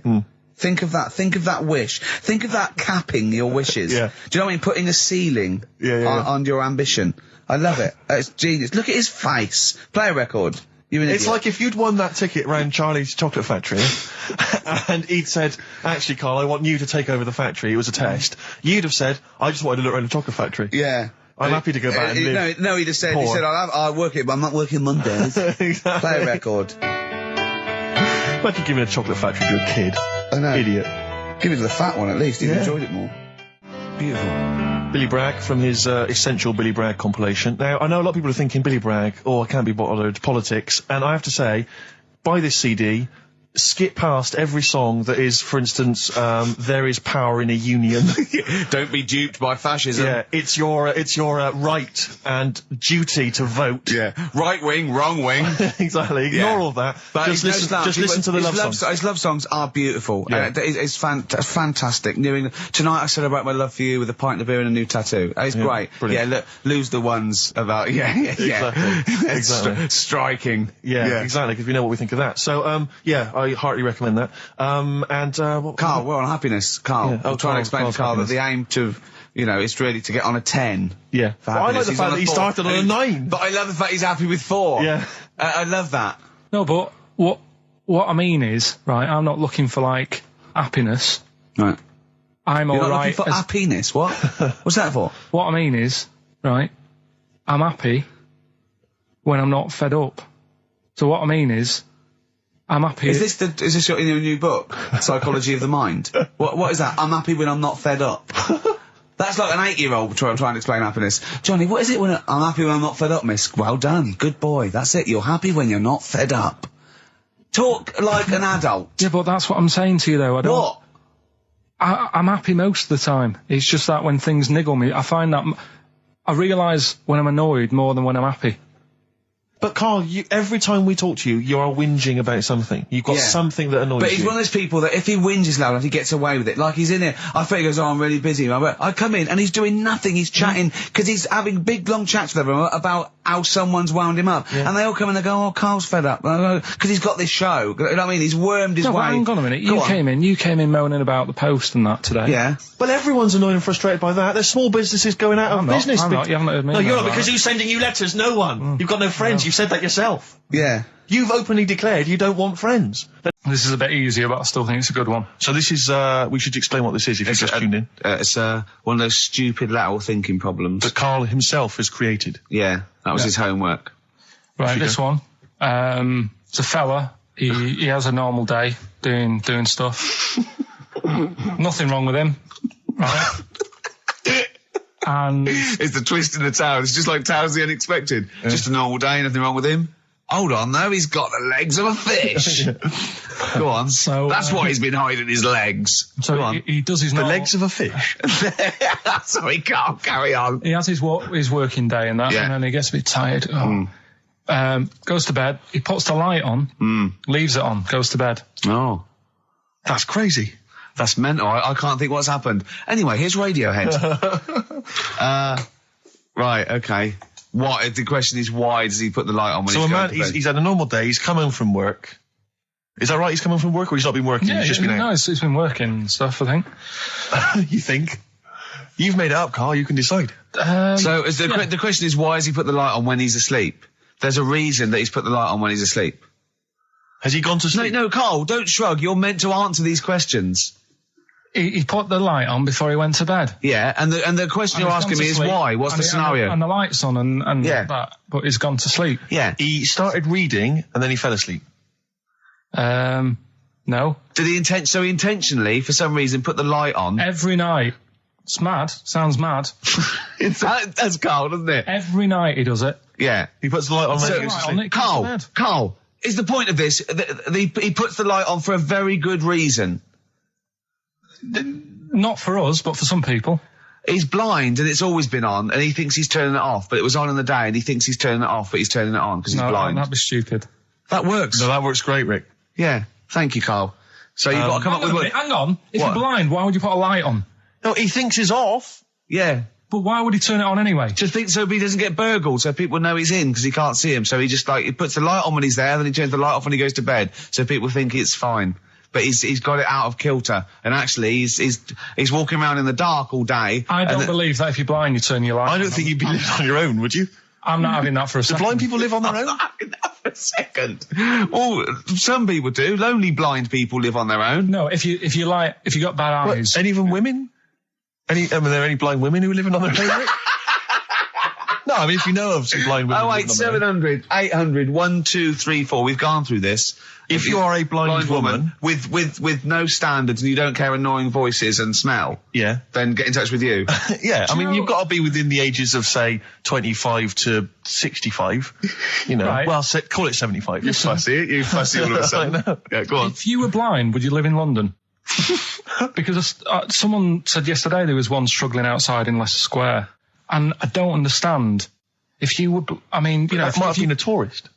But why come to London if you're blind? It's the worst place in the world to come if you're blind. To hear the sights. To hear the sights. It's a bit mad, isn't it? They do the same job. They have tourist needs like anyone else. Yeah. No, but it sort of stinks, and you'd go away going, oh, it's not that good. I just thought that I thought it was a bit weird. Well, never mind your concern for the partially sighted or sight impaired people coming to London. Get on with this. Yeah. So there he is. Yeah. It's like, oh, a bit tired. Yeah. Just put the light on, get to bed. Yeah. So he turns the light on and he goes to bed. Yeah. Oh. Should we play a track? He's not sleeping on the job. He's a lighthouse keeper. Well done. Is he a lighthouse That's keeper? not it, Karl. He's a lighthouse keeper. Right. Why wasn't the light on all the time? Because it's light in the day. You idiot. Play a record. What? Play a record. You're a buffoon. No, actually, the light isn't on in the day, is it? No, it's not. I think you're the buffoon. Yeah. Karl has won! It's a long time since we've had any white van Karl. For those that don't remember this particular hot feature, we basically ask Karl some of the questions that are asked of a white van driver in the sun. They always have this on Saturday afternoons. Anyway, here's the first one. They're not fascinating, Karl, but I'm just interested on your take, really. Yeah. What do you make of Cilla Black quitting Blind Date after her husband sent a message from beyond the grave? Are you familiar with this story? I didn't know that. What's that? She went to see a medium, and supposedly her husband passed on information through the medium, which was incredibly vague, but persuaded her to quit live on air. Well, it's about time, isn't it? If even dead people are saying enough's enough. But I'll tell you what, though. Cheers. Sweet. Feeder. Just the way I'm feeling. XFM 104.9. I love that. Karl, you're panicking. You've just remembered a song from your childhood, and I don't know what you're talking about. But I'm going to give out a number. Please take this number down if you can help, Karl. It's 08700 800 1234. Right. I'm not that bothered. We were talking about a track from the 60s. Yeah. Mighty Quinn. Yeah. And it was on the same compilation. My dad had a tape in the car, and the tape was always on in the stereo thing in the car. And I used to sort of sit through all this stuff I didn't like, but knowing that coming up soon was a song about a monster with purple eyes. It wasn't Puff the Magic Dragon. It wasn't that. A monster. There must be something else about it that give people. Do you remember a chorus or a few lines? It says something like, it was a one-eyed, it had big eyes, purple, and it eats people or something. The big-eyed purple eater. Wasn't there a song called something like that? The big-eyed purple... And it was a hit, I'm sure there was. A song which is something like the intergalactic purple eater or something like that. It's a novelty song. Rubbish. What, by the Bonzo Dog? Yeah, it's that sort of thing, yeah. I'm sure. Well, if you know what Karl... Look, the telephones have gone mad! Yeah, well, we'll find out in a bit. I mean, I'm not that bothered. I'm not going to buy it. It's just that we were talking about songs and that. It'll be good to know who it was, but... Yeah. Right, Rockbusters. Okay, now how long... Where did you get the phone? What, do you want to just answer Well, that? ask the phone, so just answer the phone. Yeah, see what it is. Just see someone's... Hello? Hello, mate. Alright. Yeah, that song, I don't know if it's by, or is that what you want? That's the bit I wanted, really. What's the name of the song? Well, you know how it goes, it's like, born nights on a dawn at a bit. Yeah. Oh, yeah. Sorry, I don't think you've helped much, though. You can't remember what it's called or who it's by. Well, no, I mean, I know the tune, but that's about it. But he's done well. Steve, he's done well. He's given up his spare time to call in and sing us a song. Don't diss him. Rick, I'm concerned he's just only marginally remembering it more than Karl is. It was actually in, I think it was in the Blob. No, it was in something like the Blob, actually. I think Steve McQueen was driving away and it was running in a sequence. This is so very familiar. Thanks very much, mate. See if we can get a title off someone. And XFM. Hello, yeah, I know the name of that tune. Go on. It's the Purple-Eyed People Eater? Yeah, that sounds about right. Who's it by? Yeah, well, I'm just at work and... Who is it by? It came to my mind. Do you know who it's by? I don't know who it's by, mate, sorry. This is not enough information. I wouldn't phone in if I had half the information. But we asked him just what the tune was. But I want someone like Paul Gambaccini to call in. He knows what chart position it got to. Okay, right. Thanks very much. I don't think this is enough information. That's two people. The thing is, if you know the title, we can put it in the internet, can't we, and find out who did it. Yeah. That's full of brilliant information. Well, thank you very much for calling in. I don't know why they bothered, frankly. Sorry, no, I mean, I just think if you're going to bother to call in a radio station, have the facts. Have all the facts you have. Well, he hasn't got the facts, and he runs the radio station. He doesn't run it. They keep him here like a mascot. He's like a pet, isn't he? They have him running around the office. God. Now listen, it's Rockbusters. I've got the prizes here. Rick, I'll be honest with you. I mean, we've given away some shoddy stuff in the past. This is the worst collection. Is it? This is really scraping the bottom of the barrel, Karl. I mean, hold on, the phone's going mad. If you're still phoning, hang up because we're not going to bother anymore. We're really sorry about that. Maybe email us or something. Lonesome Day by Bruce Springsteen from his new album, The Rising, on XFM 104.9. Ricky Gervais, Steve Merchant, Karl Pilkington. Foreman just phoned in and said to Karl, stick up for yourself. Don't listen to that Merchant. He does my head in. He's so arrogant. I don't think I'm arrogant. I think I'm mean. Yeah. I just think I'm sort of objectionable. I don't think it's arrogance. I think it's sort of nastiness. Yeah. I'm just not a very nice person. But believe me, I'm not arrogant. I think I'm pathetic. We've had a lot of emails saying, could you bring back White Van Karl? Oh, yeah. Which is that section of the show where we ask the questions that the Sun asks someone else, random punters of Karl. But sadly, recently, they've got very politicised and very kind of, basically a little bit depressing. So there's not really anything appropriate. Supergrass, Seen the Light, XFM 104.9. We're a little bit worried. We might have a technical hitch here. We've had no emails, and usually we get loads and loads. So we're worried it's us. Can someone send an email? Well... Yeah, just a test email. Yeah, but we won't know if they have or not. They might just be ignoring us. No one might be listening, Steve, so this isn't proof. I guarantee there's at least one person who would send an email. Maybe if Dickie Anderson's listening, he could do it for us. Anders! Do us a favour for all the pleasure we've given you over the last few years. Ricky.gervais@xfm.co.uk. If you haven't heard the Rockbusters, might as well give them out. Well, let's check the email's working before we do that. Yeah, otherwise it's a complete... This whole show has been a sham and a farce and a waste of time. Well, I think they can take that as read. Well, listen, still to come, right? We've got, the monkeys thing. Oh, chimpanzee that! And when I was out last Sunday, right, at Johnny's birthday party, Steve was there. Yeah. Got talking about stuff. And a debate that we didn't really finish cropped up. It blew your mind, didn't it? Amazing. Oh, I know about this. Steve told me. This is the infinite amount of monkeys. Or a monkey with a typewriter at an infinite amount of time would eventually come up with the works of Shakespeare. Yeah. There was no debate. It's a philosophical, mathematical problem.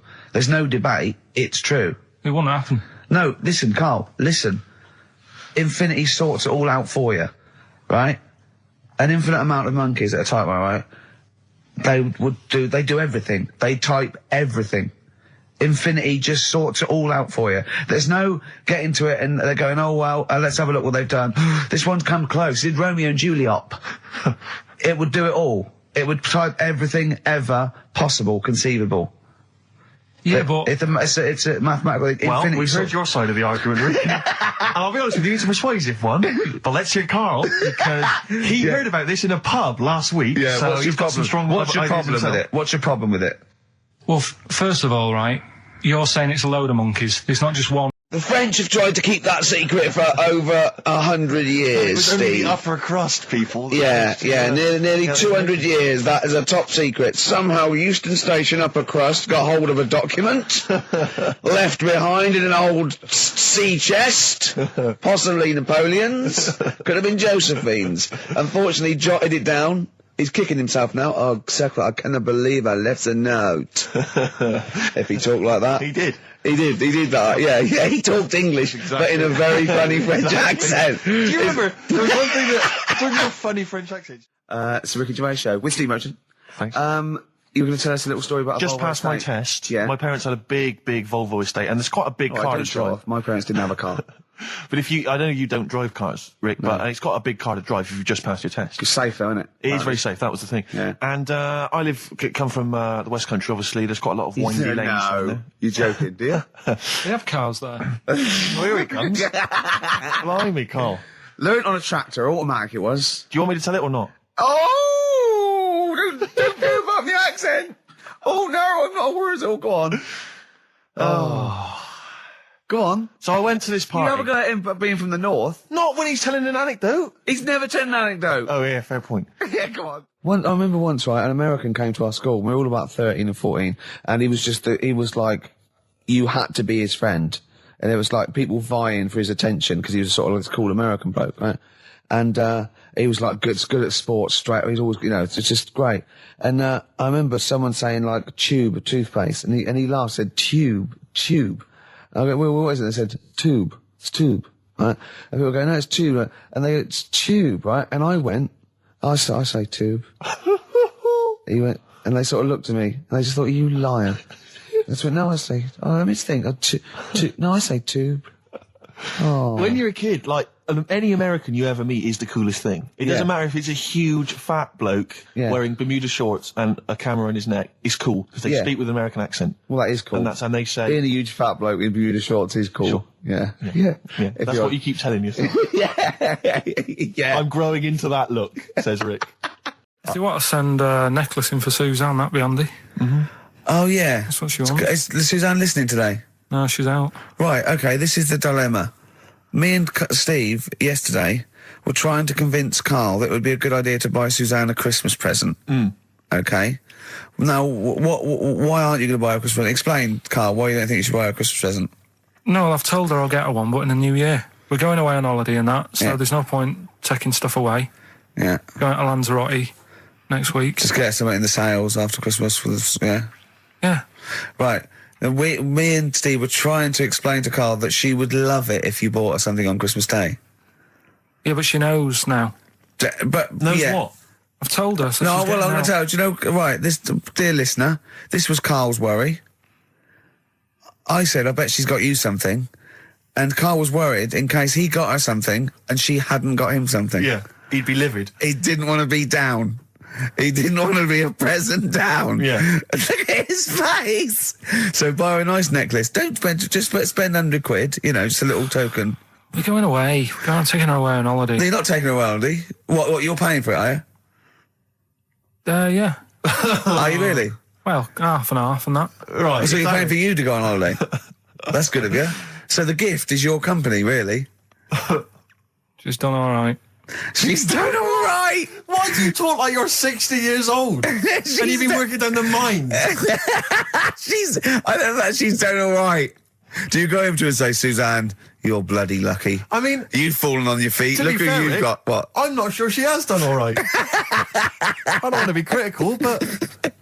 Oh, dear. So what are you going to get in the sales? What are you going to get her? It depends. I'll I'm thinking, I mean, I'll give her the choice. You can have Kingsley and or Bob Marley. Right, I'll let her decide there. Oh, dear. I can't wait to see you. Where are you going, Lanzarote? Yeah. Where's that? Don't know, Suzanne sorted it out. I said, Lanzarote, I said, is that Africa or is it Spain or Portugal? Just thought you don't know. What do you mean, don't know? I goes, well, what's the currency? Went, don't know. I said, Suzanne booked this one, did she? Yeah. I thought, where is it? Is Lanzarote African or foreign? Somewhere foreign. I was looking last night, and doesn't look that good. There was like one of the highlights of the things it says you've got to do is go and have. Apparently, they've got restaurants in caves, and that's like one of the things they say you must do. So, if that's a highlight, do you know what I mean? Right. So I'll do that. Go and see what that's like. Yeah. When you're on the beach, Carl, do you wear the very, very tight Speedos? No. Do you walk around with them? Sort of longish shorts, T-shirt on, probably with a sort of a light shirt on top of that. Right, sure. So quite wrapped up then. Covered up. Do you wear a hat? Because obviously the bald head, there's risk of sunburn. No, I just put a bit of lotion on it. Lotion on there. Yeah. Just have a bit of a wander down the beach, have a look. Yeah. See if there's any old blokes with their tackle out and a backpack. I'll have to look forward to, so yeah. There you go. Yeah. Well, we're looking forward to finding out how you get on. Yeah. And interested to know what she gives you on Christmas Day. More scintillating chat after this next song. We've had a lot of emails, Carl. I don't want to sort of put a dampener on your Christmas, but a lot of people have been slagging off Lanzarote. One of them just said, I don't know if I can find it. It is Canaria, isn't it? It is one of the Canaries, isn't it? It's a volcanic island covered in volcanic dust. It's very windy, so you have to dig a hole to sit in on the beach, and there's hardly anything to do. That's from Mike Godham, and he says, unless you like quad biking, well, you've seen what happened to... no, don't go quad biking. No, with your little head, there's no protection at all, is there? I don't know what you're thinking. I don't know. At least Rick Mann and Ozzy had lots of hair. Yours would be like Humpty Dumpty. It would crack like a little egg. And then we'd seen there's no kings or kings horses. So, they couldn't do the job anyway. No, shouldn't really send them. They're not really qualified. Horses not equipped to put back a medical man like Neil Fox in. Yes, to mend but not eggs. Some kind of military horse. I bet he's had egg on his face a few times, hasn't he? What, Foxy? Yeah. Well, most of the series are Pop Idol. Right, Carl. Lanzarote, good or bad?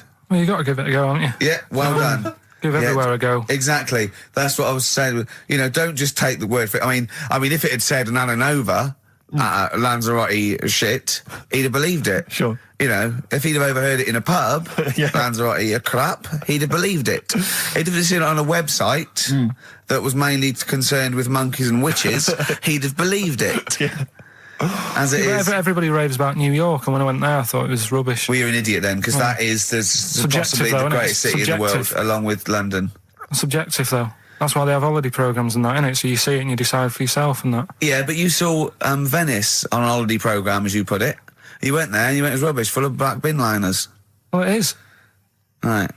Didn't they show them? It stunk. Didn't Judith Chalmers say that? It stinks here, and there's loads of rubbish everywhere. No, she didn't. Did she mention that? Oh, that's what I mean. So it depends what you want from holiday, doesn't it? Well, yeah. But you're an idiot if you don't like New York, so next. Anyway, come on, break up, guys. Kiss and make up.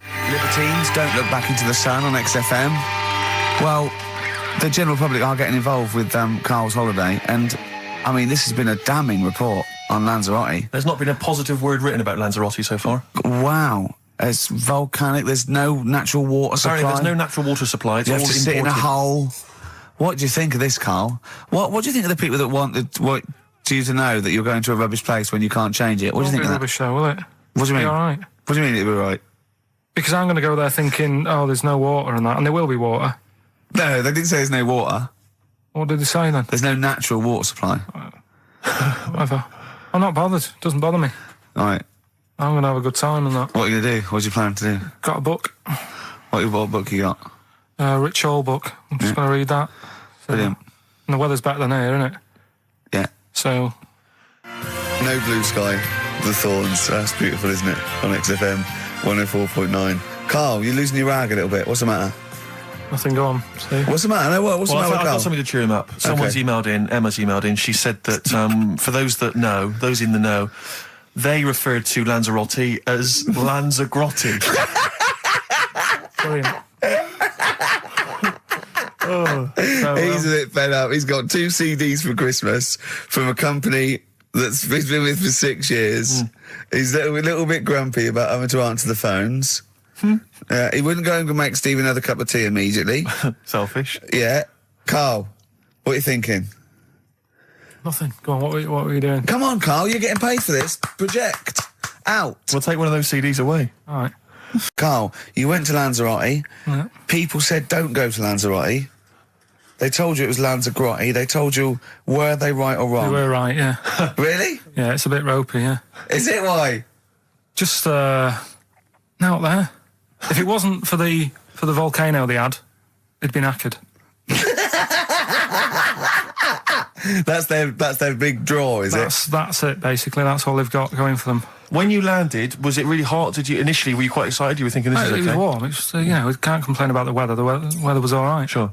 You know what I mean? That's what I went for. But it'd be nice if there just was something else. Yeah. What did you do all day then? Did you read your ritual book? No, I didn't read that. I read that book. Do you know the book that I bought and all the chapters were messed up?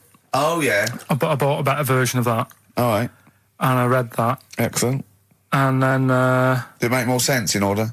Yeah, a lot easier to follow. Yeah. And then we went and had a look at the volcanoes and that. They've got 36 of them to look at.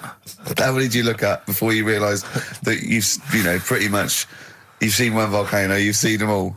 Probably about 6 or 7. Really? Yeah.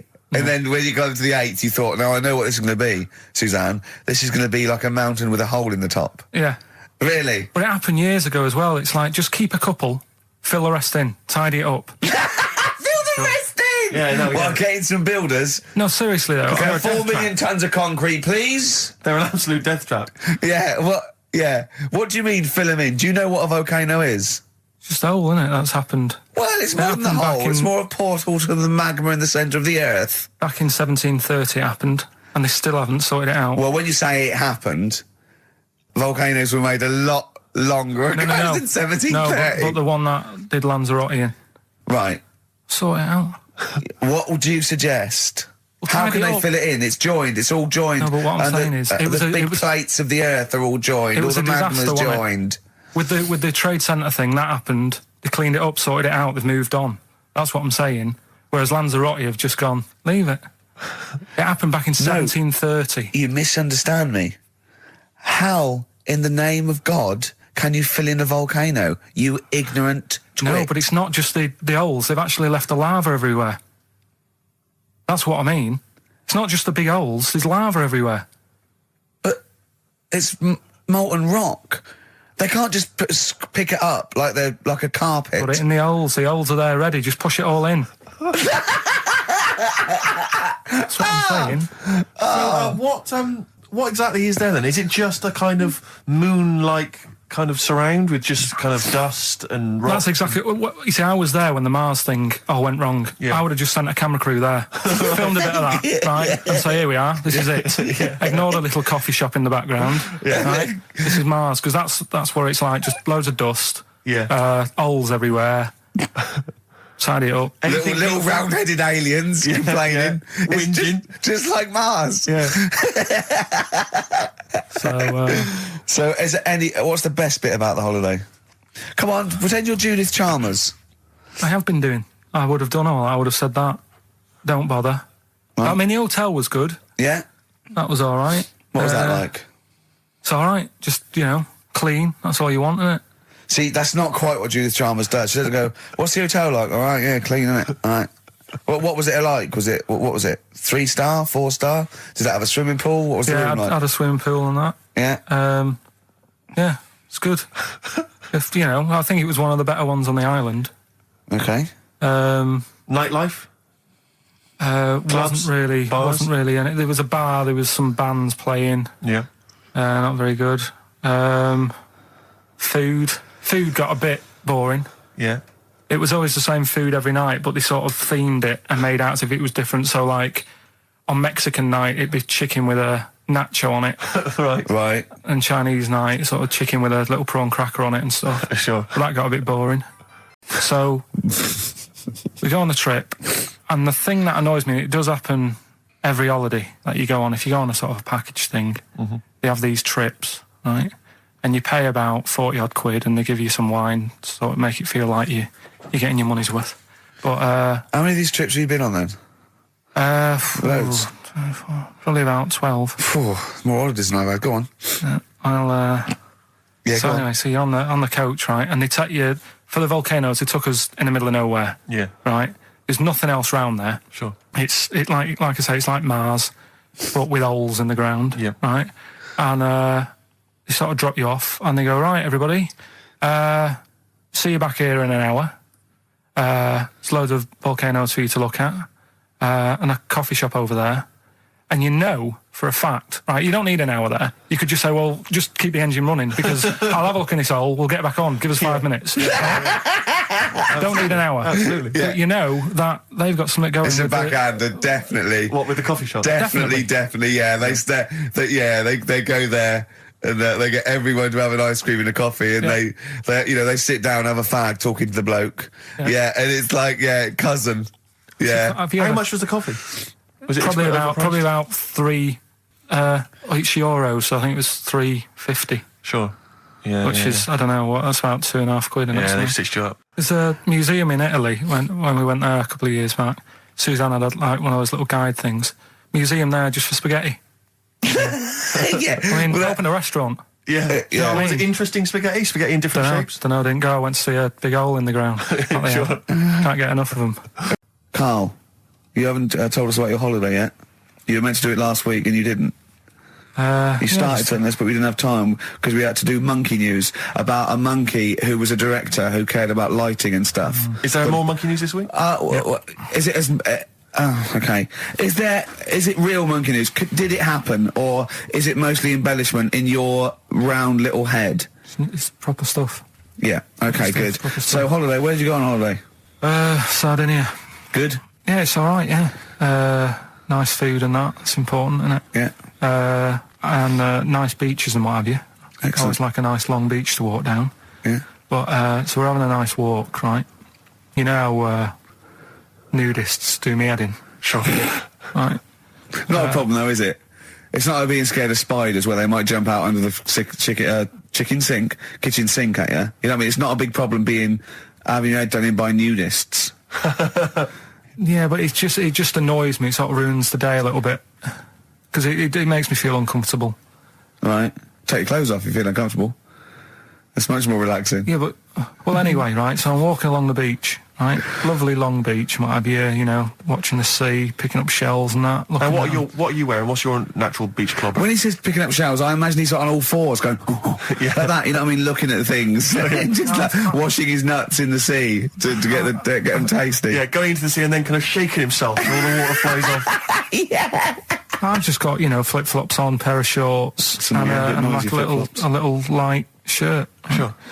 So anyway, walking along, and Suzanne goes, "Oh look," right? And there's this woman, German, I think, coming out of the. How can you tell she was German? Underarm hair. I'll get to it. Forget the underarm hair. She came out. It looked like she was smuggling seaweed. I'm going to burst! Oh, God! And the funny thing is, right, she... Smuggling seaweed! Oh, God! She was a bit hairy down there, was she? Mental. I felt bad because I hadn't had a shave for 2 days, right? Looked at her, it was ridiculous. She might as well have kept her trunks on.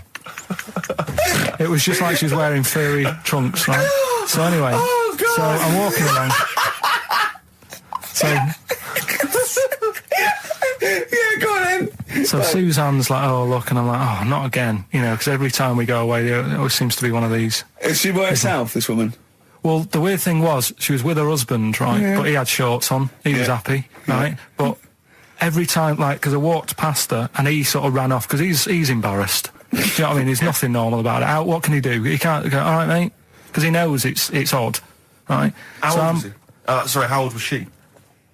It's hard to tell when someone hasn't got clothes on. Sure. Do you know what I mean? They always look older, don't they, when they haven't got clothes on anyway. But I'd say she was about 40, 41. Okay. Right. So I walked past, and the annoying thing is, she got there on a bike, right? no clothes on, little pair of boots next to the bike. So if you can wear boots, just pop some shorts on. You know what I mean? That takes more effort for me, putting boots on. But put the shorts on. Right? So anyway, so the husband kept running off. I walked past, and I'm getting annoyed because I'm saying, well, we've got to walk past them again on the way back. I like the fact they're scuttling away when Karl walks past. Like when you lift up a bit of sort of iron sheeting in the woods and loads of mice run away. Yeah. It's like whenever Karl goes, that nudists run away. Yeah. Oh, right, okay. So we sort of come walking back and what have you, and you know, I have another look and what have you, and he runs off again. Why are you another look if it offends you so much? Oh, you might as well just have a look. You know what I mean? It's just putting it on show and what have you. But the interesting thing was, I just wondered whether the husband... Because if the husband were nude, you'd looked at his tackle. Because remember, when you went to see those two strippers and it was a woman and man, and they whipped their shorts off, you said you looked at his tackle first. I think any bloke would. Wow. You would. You just check it out. It's natural, isn't it? You just go, oh, right. So it is normal or whatever. Because you don't know if... you know what I mean? You don't know if what you've got's right until you see someone else's. No, do you know what I mean? Yeah. But anyway, so, but he got us talking, because I was, then, as soon as I saw her, sort of, day's been ruined a bit, so I'm walking up the beach. Ruined! Walking up the beach with Suzanne going, how does it happen? Do you know what I mean? Why do people do this? What fun are they getting out of it, and what have you? And, I just was thinking, is there any chance that fella, right, didn't even know that she was a nudist until they went away? Do you know what I mean? Because I said to Suzanne, say if I met Suzanne, it's like we're getting on, yeah, everything's fine. Yeah. And then you go off on holiday and you go, you haven't got much luggage. And she's like, no, it's fine, this is plenty. And I'm thinking, that's weird. And then we go down the beach and she whips her knickers off. I'd be annoyed, but there's nothing I could do. Do you know what I mean? Sure. So I'm just wondering whether that's what happened to this fella. Every time someone came walking up, he was like, oh, God, this is embarrassing. And he kept nipping off. Yeah. Finding something else to do. Look at some shells. So I'm wondering, Rick, if at some point, maybe today or in future shows, we should get a nudist, you know, one of those official nudist spokespeople, you know, because all these nudist organisations, get them on the phone, justify themselves to Karl, because, you know, in his mind, they are, what would you say, weirdos, freaks? I don't quite get it. I was reading something in one of the supplements last weekend, and some journalist went round to some, whatever you call it, some resort or whatever for nudes and that. And it's just... Were they playing volleyball? Well, the annoying thing was, bowls. And we just had a text here that says, and I don't know what truth there is in this, as ever, but John says there is apparently a nude bike ride today in Hyde Park. Now, I can't believe that's the case, because I don't think it's allowed, is it? You can't ride around with your veg, can you? I don't know. Why would you want to? Well, good point. On a bike. On a bike, I know the fact that that's what disgusts him. Do you know what? If we did appeal for a nudist to call in, I'd want a very specific sort. I want a German nudist, a middle-aged man called Helmut. Okay. If there is any, or the closest one to it. So I want a middle-aged man from Germany. If your name is Helmut, you're in. But I'll accept Hans. Karl would be good, wouldn't it? All right. Yeah. I think I'm wondering if the age might. Maybe we could broaden it out. Okay, just a German nudist bloke. Right. Could he at least be fat? Could I find a fat German fella? If your name's Helmut, we're going to give you a big prize. Yeah. But you know, any fat German fella who likes to get his sausage out. Sure. Okay. It's sauerkraut. Yeah. What's the phone number? 0871 222 1049. It'd be good just to get an email or a text with a contact, wouldn't it? And then I can just call them up in the week. Sure. And 83936 is the text number. I don't know what our audience demographic pans out like, Rick, but I'm suspecting that's probably a fairly small fraction of our listenership. I know, but you know, there must be someone out there. If you know a fat German who likes to get his tackle out, phones are going. Straight away. Just answer it, Carl. Just answer it. Just pot luck. It could be anything. Well, just see what it is. To be fair, it could be a nutter.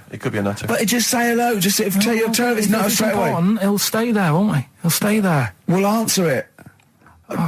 Answer it. Leave it. Answer it. Oh, you see this? It's gone. It's gone. There you go. He bottled it. So, just as well.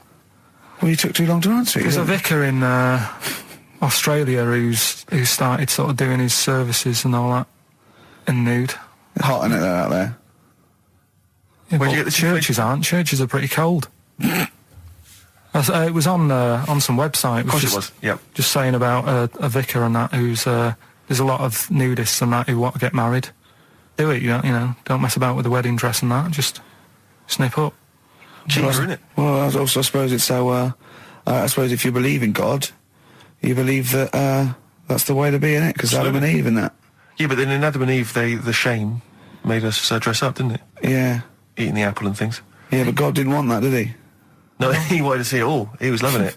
He was having a whale of time getting a life full of all of that, and then the snake said, cover yourself up. Stitched him right up. So if you believe in God, which clearly I don't, do you believe in God, Karl? Don't know, don't really worry about it. It was ages ago, wasn't it? So, you know, if he's about, whatever. Not that bothered. Adam and Eve is pretty interesting though, isn't it? It's not, well, how is it interesting? He made man out of dust. Then just because he could, he's having a laugh. Then he made her out of one of his ribs. Again, he'd like to vary it a little bit. Then they had 2 sons, which gave rise to the entire human race. What was going on there then? What would have happened if they didn't get on? That's interesting. Sometimes with pandas, they don't fancy the other one, do they? They go, well, that's my choice. One. You've brought me one panda from Lisbon Zoo, and I've got to shag that. What if I don't fancy it? What if they bring in a right slapper? Do you think what if it's the equivalent of like Love Island, whatever it's called? It was like Celebrity Love Island. Yeah, and they're going, I am not shagging that slapper. Every panda in the world has seen that dirty old mott in magazines. Why am I meant to mate with it? I've got some dignity. Are you talking about Adam there or Panda? Was that... either is fine, I suppose. Pandas. Do you think that Adam had any say? When God was making Eve, was he saying, can make the boobs a bit bigger, would you? And I'm a blonde guy, I'm into blondes, really. I mean, I don't know, did he have any input, or was it just... I don't know. Well, I suppose it was one of his ribs. I know, but it's probably restricted. You go, well, I'm working with a rib, Adam. Give me a break. There's only so many things I can do. Well, he was probably in kind of intensive care, wasn't he? With the whole. They go, well, I can't just keep making the boobs and things bigger because their legs will get short. I don't mind short legs. Yeah, make the legs longer. I don't mind no legs. I don't mind no legs. As long as the boobs are sizable. I tell you what's weird though, Steve. Right? Everyone's heard of like Adam and Eve. Yeah. What's the surname? Yeah, where'd they get their post from? Unbelievable. Now listen.